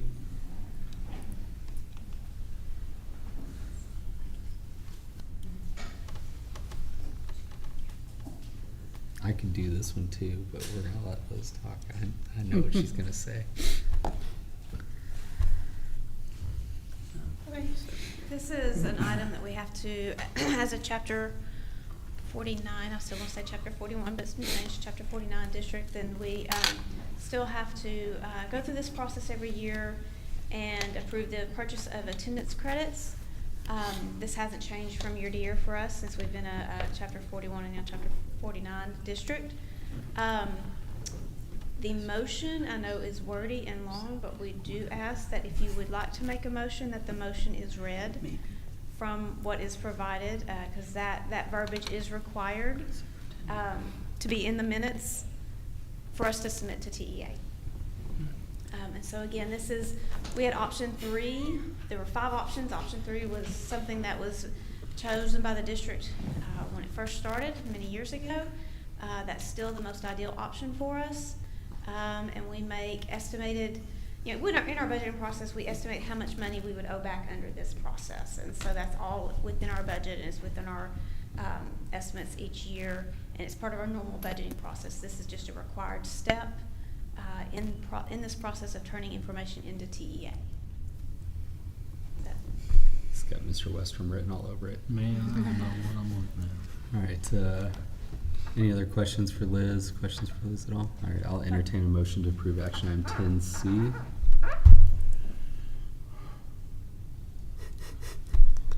So you're saying we gotta actually, He's not going to I can't read even it. see it. I'm not gonna read it. 'Cause I'll do it. I move for the 2022-2023 school year, we delegate contractual authority to obligate the school district under Texas Education Code TEC 11.1511C4 to the superintendent solely for the purpose of obligating the district under TEC 48.257 and TEC Chapter 49, subchapters A and D, and the rules adopted by the Commissioner of the Education as authorized under TEC 49.006. This includes approval of the agreement for the purchase of attendance credit, netting Chapter 48 funding. Mr. Hawksworth, motion to approve. Do I have a second? Second. Go ahead and read it, Go ahead, Mr. read Slayton. it. Go ahead and read it, Mr. What are you Slayton. seconding? You need to read what you're Seconding. seconding. I'm just kidding. Any further discussion? Anyone need a reread? Got some for you. All right, all in favor say aye. Aye. Any opposed? Thanks, Liz. All right, I will entertain a motion to table action item 10D. So moved. Dr. McDade, motion to table. Do I have a second? Sure. Dr. Bitter, second. Any further discussion? All in favor say aye. Aye. Any opposed? All right, thank you.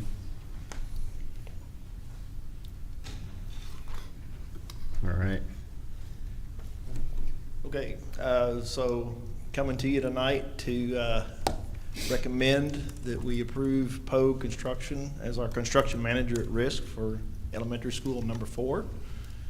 We went through a 2-step CM evaluation process. They are one of 3 that were selected to submit fees in step 2, and after the rankings came out higher than the other 2, so that's why we're recommending them to you tonight for your approval. Do they have any recent work we might be Maybe. you not know about. No matter where. Anyone have any questions for Jeff or for Pogue while they're here? So this includes the representative and the backup guy, right? Okay, just checking. So, yeah, it'll be the same team? Same Yes, team. they did propose the same team. Okay. Are you, not that I don't trust you implicitly, but would you care to give us any extra detail besides, my analysis said, to the top? So can you give us where those numbers found and who they're compared against and all that? Sure. From memory, I won't have maybe exact figures, but we selected Pogue, Steel and Freeman, Balfour Beatty Construction to submit fees in step 2. So Pogue had the lowest fee, but then you look and they had a little bit higher staff costs. But when you look at it, they actually had more staff proposed. So then when I started comparing the delta between the higher fee from Balfour Beatty had the highest fee, the difference in fees was the same as the difference in the staff cost. But we're looking at 4 people proposed for Balfour Beatty versus, I believe it was 6 or 7 staff members that was proposed by Pogue. So I think that's one of the things that made Elementary 3 so successful is they had the project manager, project superintendent, assistant superintendent, and at times even had a second superintendent, assistant superintendent on site. So having more eyes on the job where one person is watching less, I think led to the success of that project. So the costs are about the same. But Overall, when you it's look at weighted everything- more towards headcount towards staff with Pogue. than fees. So we're actually getting something for those dollars besides, profit for the construction company. And just, because we have a meeting tomorrow, I believe, about the ES4, and this is authorizing the superintendent to execute the contract to build this school. This is the contract for their services. So this doesn't include the cost of construction. This basically is contracting their fees that they propose, their insurance percentages and so on. So then they'll do a guaranteed maximum price for us that we then approve. Then that becomes an amendment to the contract. So that would then establish the maximum contract amount.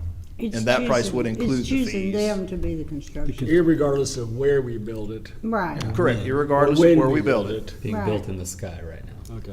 I That's remember correct. last time, because the timeline was so tight, if we can't agree to their guaranteed maximum price, I mean, theoretically, we would have to go back to the drawing board, right? That's the process. Yes.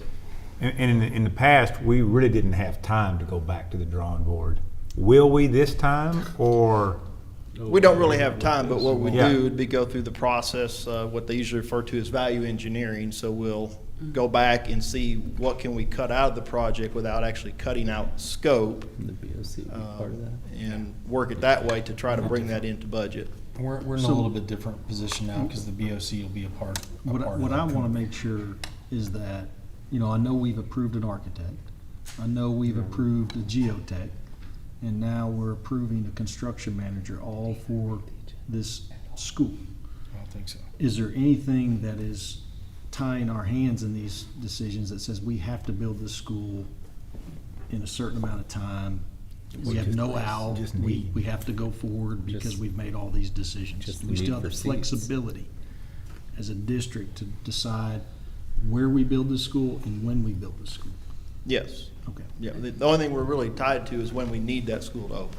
Right. Now, Yeah. the seats. Right, but I think he's asking though, if there's a decision made to relook at a campus or go a different direction that wouldn't require this school to be built right away, all of a sudden, there's nothing to hinder us from saying, hey, this is now 2 years out. No, there shouldn't be anything to hinder No that. contractual liability. Right, because the dollars haven't been, the We haven't Uh, approved a GMP yet. We haven't GMP approved would the be- construction would get cost. It's just changed, the fee. obviously, a This few is years just Yeah, out. yeah. There's nothing to Contractually say. saying they're gonna build ES4. It doesn't have to be, there's no time frame associated yet, Yeah. other than our needs. And the fees are So if our needs percentage of change, cost. then it Yeah. changes. Jeff, remind me, did we have a pre-construction fee attached to that step 2? I think you have a small one. Yeah. But that would be the only tied to is if we go through the full pre-construction services, get to the point where it's time to build the school and it gets pushed or something. Yeah. But we've got the time from coming and doing the design, doing all of the planning. So does this, Probably $10,000 or $15,000. We wouldn't get that far down. no, does this approval initiate pre-construction? This would initiate us to be able to start pre-construction. So I would tend to want to start pre-construction even without a site because we know the building we're going to build. Because one of the reasons we went CM at risk was to try to release rooftop units, electrical equipment, some of those things early as we could. So my intent would be we go ahead and release things like that. Yeah. Can I ask you a question? We always ask the architect, really to no avail, but do y'all find any efficiencies at all of just working with the district, basically building the same building, to turn around and do it again with the same people, the same basic set of plans? Are there any efficiencies in that or not so much? Yeah, to answer that question, absolutely, you know, in my opinion, there is. So you gotta think about it, we just have 14 months of history of building that school, so we're gonna know kind of where cost efficiency is. You know, obviously Dell and his team they're gonna know where we had RFI questions, where we had things that maybe cost the district money that we could do more efficiently on the next one, whether that's a different product. Jeff spoke about value engineering. We've already kind of started thinking about, hey, where's some parts on this building we can attack for cost efficiency, for budget, you know, to try to help with that. So absolutely, I think there's a big benefit to keeping the same team, the same design team, that kind of thing, especially doing it as a construction manager at risk procurement, where you're not, you know, where you're able to get us on board early, and we're basically designing a building to a budget versus saying, hey, we think this is our budget, send it out to bid, and then if it comes in over, we're in trouble. You know what I mean? So. Are there even places where, as you did the construction, did you learn or wonder why you were asked to build it that way, that you may recommend in this one that would be better, cheaper, whatever, Absolutely. safer? That's where this construction manager at risk procurement method is going to allow us to get in and have those conversations versus the way that you guys did elementary school number 3, which is a stipulated subcontract with the CSP procurement. You're not getting that input from the contractor, so you're not really getting benefit from the contractor to come on there and say, hey, by the way, you've got a 12-month lead time on electrical switchgear, you need to get out in front of that, or you're gonna be buying a temporary switchgear, you know, which costs the school district money. You Right. know? I mean, if you didn't have that expertise early on a job like this, especially in this market, in my opinion, in our opinion, it would be, it could be more costly to the school district in some circumstances. Jeff, is there any value engineering in where you put the school? Like what town, what city? Well, I don't know about what town necessarily, maybe. But yes, there's value engineering in where we put the school. But at this point in time, I can't really tell you what that might be until we know. Paneling around air conditioners and one doesn't? That'll be required on all of them, so that Okay, would not all be right. an area. All right, But yes, there could be some advantages to different towns. okay. Any other questions for Jeff or Vogue? All right, I will entertain a motion to approve action item 10E as presented. I move that we approve action item 10E as presented. All right, Dr. McDade, motion to approve. Do I have a second? Second. Mr. Hawksworth, second. Any further discussion? All in favor, say aye. Aye. Any opposed? All right, thank you. Thank you. Contrary to Mr. Westrom's previous comments, we have action item 10F. Yes.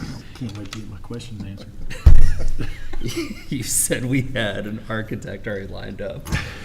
An action item before we voted on it.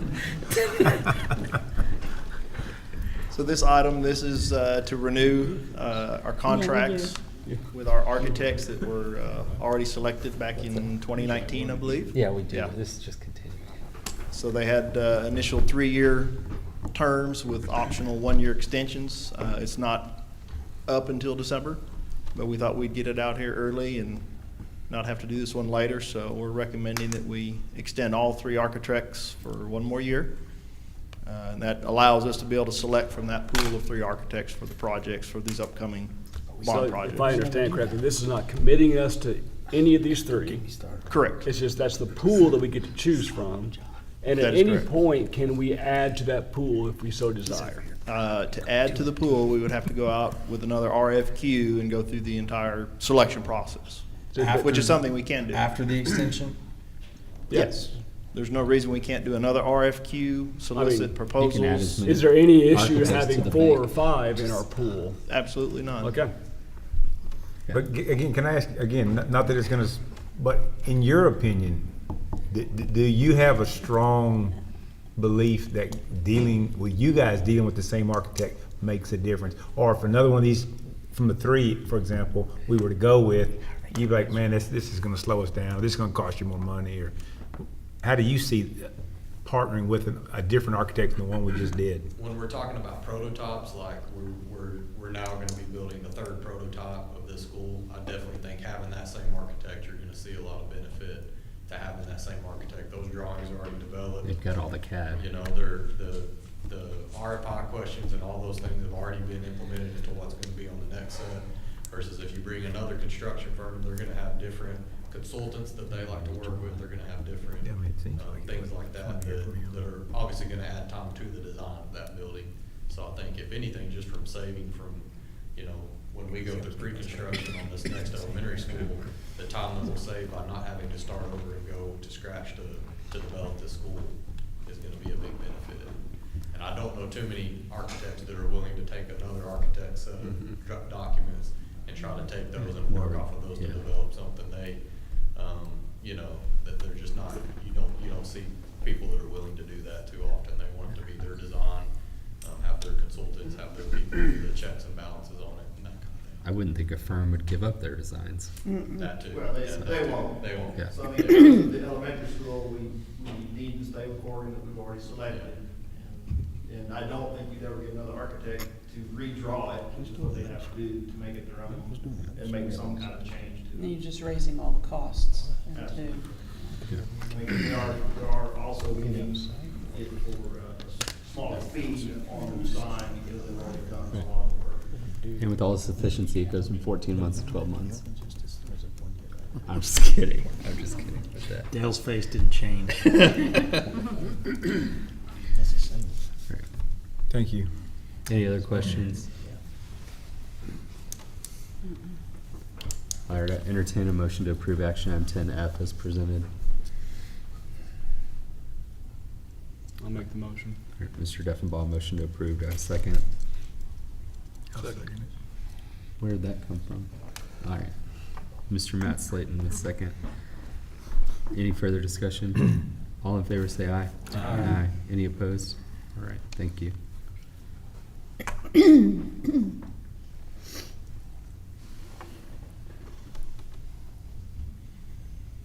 There you go. Here you go, Mr. Western. Yeah. I'd like to get my question answered. Mr. Western, do you have questions for Jeff? No, Mr. King. Oh.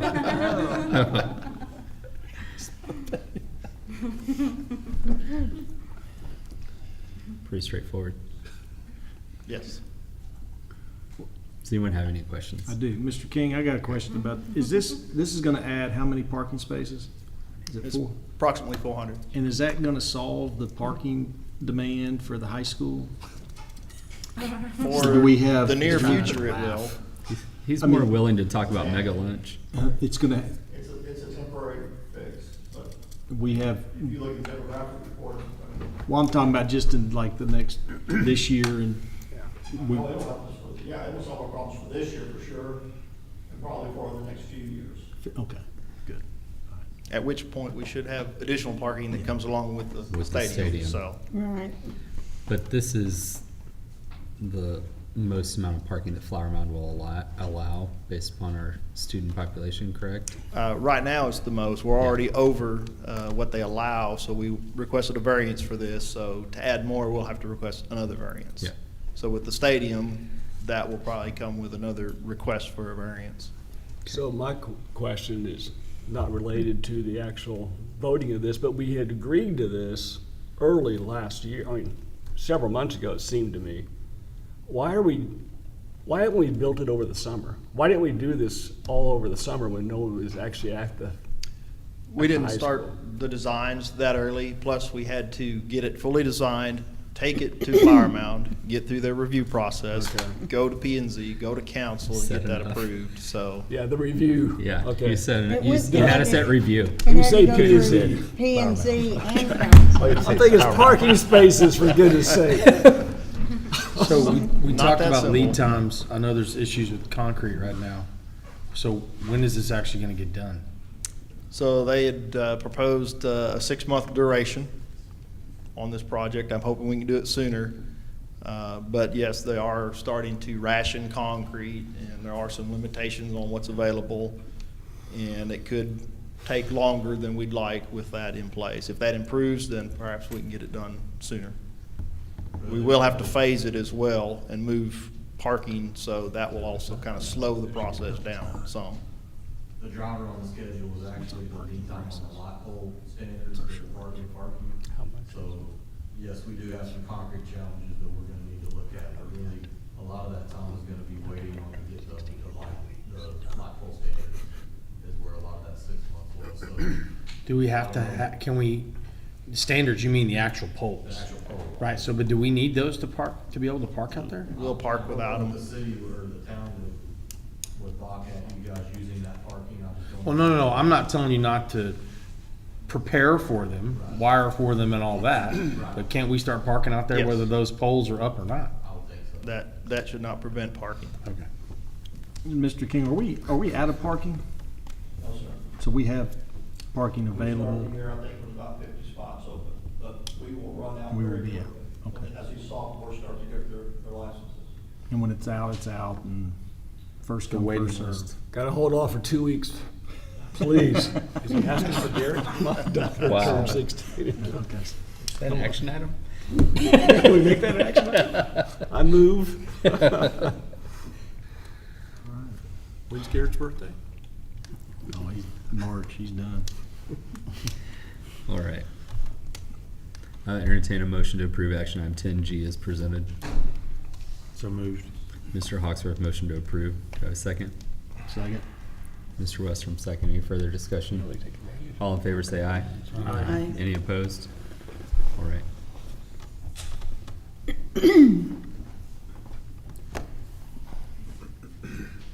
Okay. You want me to do the bond oversight committee? Well, does anyone have any questions on it? I mean, we've all read it. I know a couple of y'all are on the bond oversight committee as board members. Let me just double check the wording. Did you say only 4 times a year or? It's been At reduced least. to 6 times a year. It's every other month now. Okay. Has the committee been filled with the 10 to 20 members? He's interviewing, Josh Combs is interviewing them. He's doing phone interviews with them. He has enough applicants, Okay. but the final choices haven't been made. Well, and is he the only one making the final choices, or is there There's a co-chair. He has a Randy Fite. co-chair, is there a board member that's part of this? making the final Not me. choices. No, I'm not making any decisions on that. No, it's the chair and the co-chair that are They make the decision. populating the committee. Okay. There was a large, there was an application process where a person wanting to be on the committee talked about why they wanted to be on the committee and then gave what their background was in an area related to construction. And then that's what the follow-up phone interview is talking about how that fits into the committee, how their expertise does. Okay. And my question was, providing updates to the board, in what method is that then? You know, Josh attending a board meeting, presenting at the board meeting for an update such as, you know, construction update, or is that sent to the board via email? I don't know that that was specified, but I would say that Josh, you know, the purpose of the committee is to support Jeff. When this committee was first created years ago, we didn't have Jeff. Right. So it's now kind of shifted, and that's why there's a new revised charge, and it is to support Jeff. So if we, as a board, want to have him come in and present, I'm sure that's fine. or provide written documentation through Jeff, however you want to do that. I'm sure either's doable.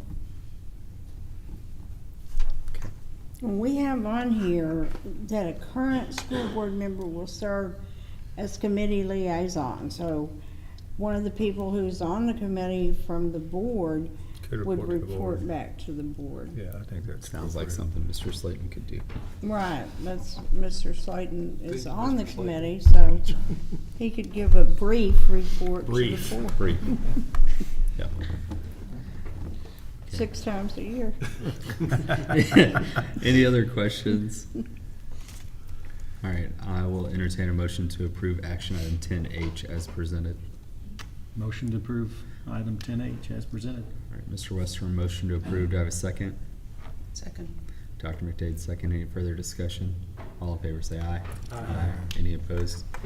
All right. This is a request to add a third grade position at South to accommodate the growth. I staffed on the recommendation of the demographer, and it's just a little short, so we really need this position for grade 3 at South, and we already split them into 7 groups. And we couldn't have a transfer from Hilltop because grade 3 is solid at Hilltop, right? Mhm. Yeah. So, Presentation already. this is already in. She already put it in the budget. Already in there, so that $1.2 million. Knew about this one enough time that it's in there. Now, if we add any more after that, that will require budget amendment letter, but this one's in the current budget presentation. So when you get this person, you'll take those 1/7, if you will, and make a class out of it. Now, what's, You'll bring those kids back and make a class out of it. Or- no, we've already split them into 7 groups. We went forward Just with went it. up and We have had teacher. to. Oh, okay, so who's Yeah. got the 7th group now? Kelly Roberts. Okay.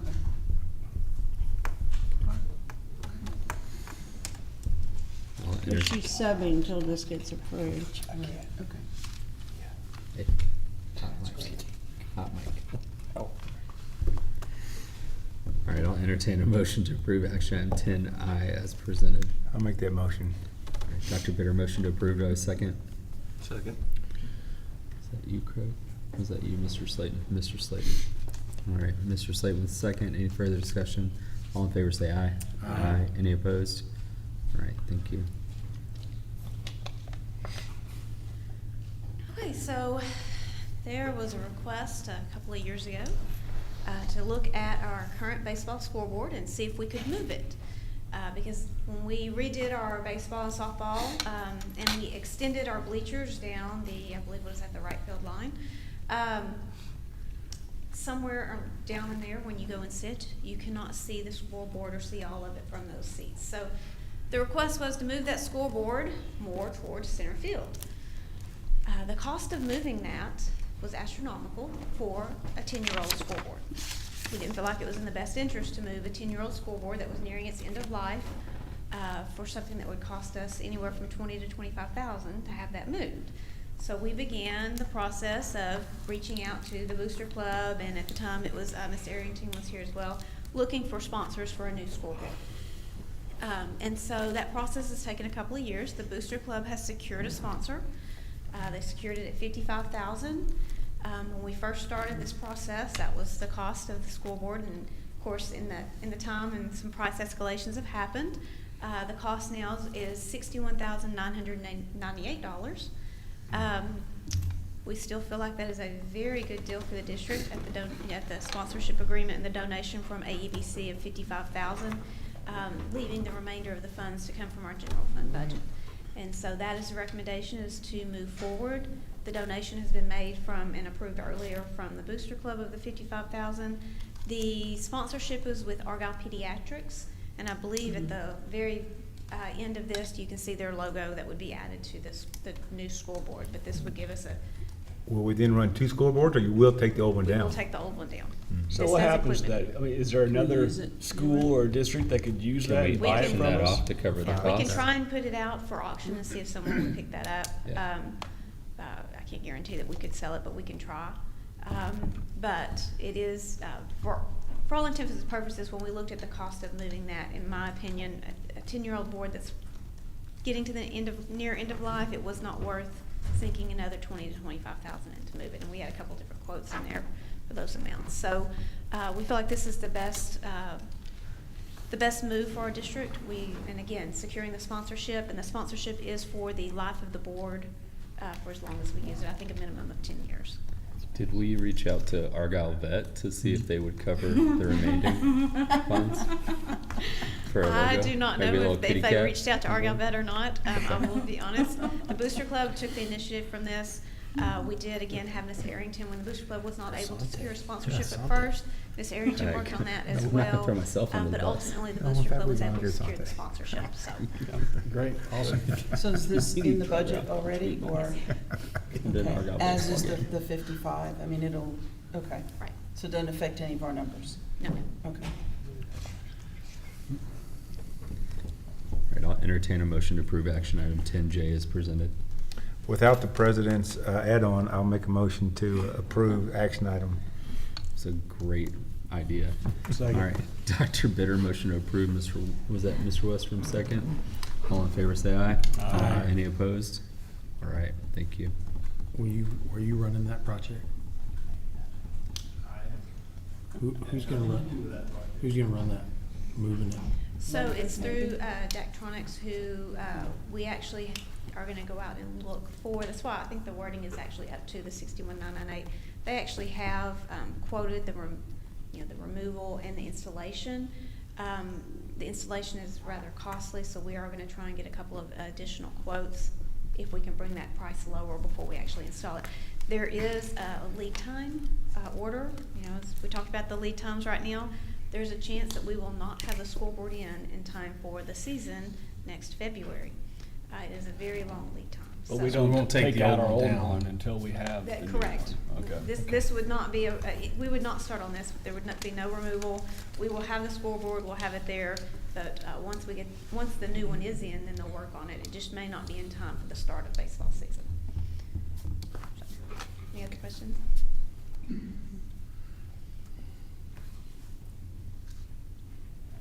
Thank Argyle Pediatrics for that. This was a Yes, very it's nice great. sponsorship. It is. Yeah. Yeah.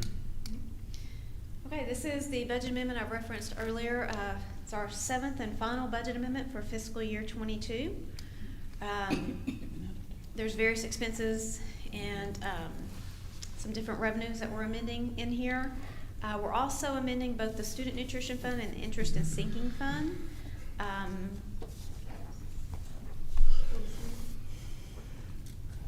Okay, so just the second page, looking at the general fund first.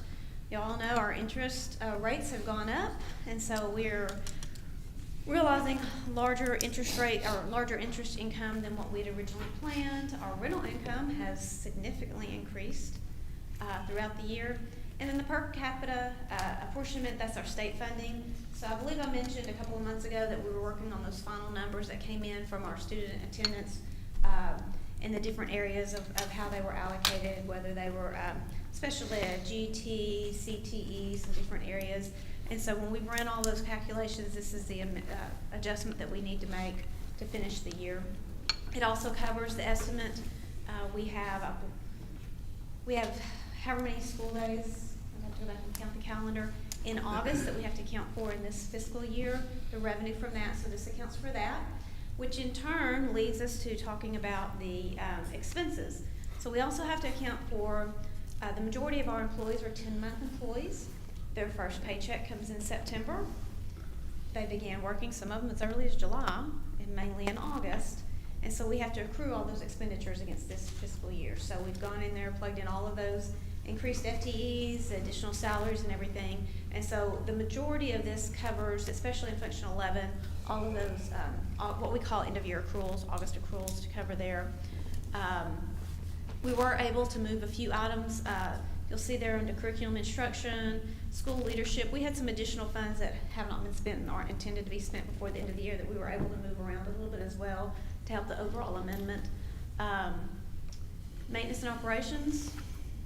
Our water bills have been rather high. We've talked about the need for a well, and we're in the process of trying to get the well. Those have come in very significantly high when we took over those bills partway through the year this year. Started in February, and I think the last was May. I believe so. So those were quite a bit higher. We've also seen an increase, the high temperatures plus increased cost in electricity. So we do have quite a bit in there in our maintenance operations. And that's I try to estimate a little bit higher because, as you know, if we expend more than what's been approved in that individual function, that is an actual write-up in our audit and gets turned into TEA. So tried to estimate just a little bit more just to help us out there and estimate what that August bills might be. Our Chapter 41 payment, that's a little bit of an adjustment too. We have to account for the days, again, in August that we're in school on this fiscal year, and then the charges in intergovernmental there on $25,000 for that. So total amendment, if you'll scroll down just a tab on that page, go back, just the bottom of that page. There you go.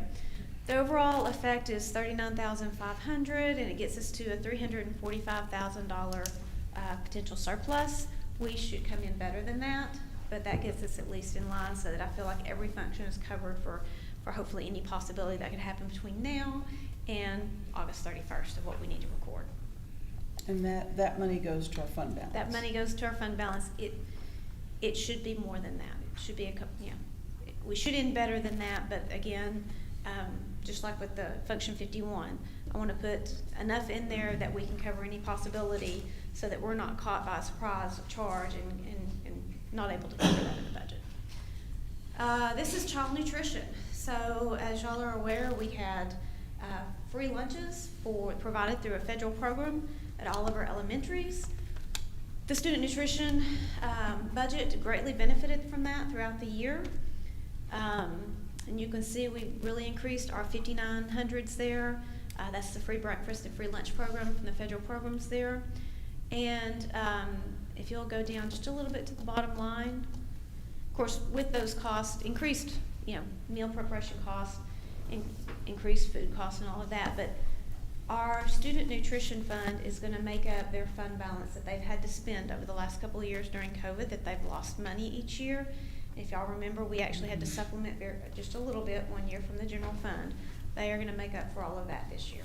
And so they've had a great year. We're going back into a year where that seamless summer option has ended, so we no longer can provide free meals for all of our elementary students. So we'll go back into more of a normal year this coming year, but as far as the 21-22 school year, that fund greatly benefited. Our parents and our students greatly benefited from the availability of those free meals, but again, the fund overall benefited from that as well. Keep going down. Okay, now we get to our interest and sinking fund, which is our debt service fund. This is where our bond payments are paid out of. We have additional tax, trying to estimate those tax payments through the end of the year. We've got a little bit more money coming in there. And again, our interest income is up on everything right now. And then a little bit of a premium there on the sale of our bonds that have to be recorded in this fund. So we didn't have anything budgeted there, needed to cover that. And if you'll scroll down to the bottom of that page, you'll see we'll be adding to our fund balance in this one as well, putting about $400,000. And that is with, if you'll remember last August, y'all approved a redemption in this current school year of paying off a little over $1 million early on some bonds. So that we did that, and we're still putting a little bit of money back in fund balance on our debt service for this year. So that fund balance is what's going to be there to help us in these future years as we continue to sell bonds, and we may need to use some fund balance for those first year of the payments or something like that. So it gives us helps build that fund balance back up a little bit. Any questions on that budget amendment? I'll entertain a motion to approve action item 10K as presented. So moved. Mr. Slayton, motion to approve. Do I have a second? Second. Dr. McDade, second. Any further discussion? All in favor say aye. Aye. Any opposed? Thank you. Okay, this is the actual 22-23 action item to approve our budget. So we actually ask you to approve it at the function level, the fund and function level. The budgets set for board approval are the general fund, the debt service fund, student nutrition fund, and then we have a technology one-to-one fund. So if you'll remember, several years ago, we used to do a charge for Chromebooks, and we brought in fees, and we were able to pay for some repairs and different things out of that. We no longer charge that fee. The only fee in that there is when there is some damage and someone has to pay for something, but we still have funds remaining in there that are solely for that one-to-one fund. So this is that budget. I know it presents, if you'll scroll down a little bit, that presents as a deficit budget, but it's really just spending the available funds that are in there. So if there's some additional needs on those Chromebooks through Mr. Royer's department, where as he sees things are coming in, then we have some funds there that can take care of that. So was technology, I was looking at the line item earlier, data processing. That's not technology, what is? So technology on this one, the technology one-to-one fund, we're talking about the actual Chromebook, the physical piece of property, that actually is part of the instructional, so line Okay. items. Data processing would be more along the lines of the salaries of the people in technology. Some of the people there, you've got some of your PEMS codes there, some of our PEMS people that are running our data. They're coded there. We have a lot of our site licenses and different things that go along with some of the items through technology are coded in there. But the biggest part of the data processing would be the salaries from So the the hardware and software is part of the instruction. most of the hardware. There is some hardware, some software, some hardware that's more like a what are the server towers and different things like that. Any server Right. upgrades. Those are going to be in function 53, but your actual the items that the students use in the classroom, those are going to be your instructional items. Okay. And that's where our technology one-to-one fund was originally geared for, and that's what the fees were charged for. And so that's where we've allocated the additional money that's left over there. Again, student nutrition, debt service, both presented as balanced. General fund at the $1.2 million deficit that we've discussed earlier. So any questions on that? All right, I'll entertain a motion to approve action item 10L as presented. I make that motion. Mr. Deffenbaugh, motion to approve. Do I have a second? Second. Mr. Westrom, second. Any further discussion? All in favor say aye. Aye. Any opposed? All right, thank you. Thank you. Time is 9:28 PM. We are adjourned.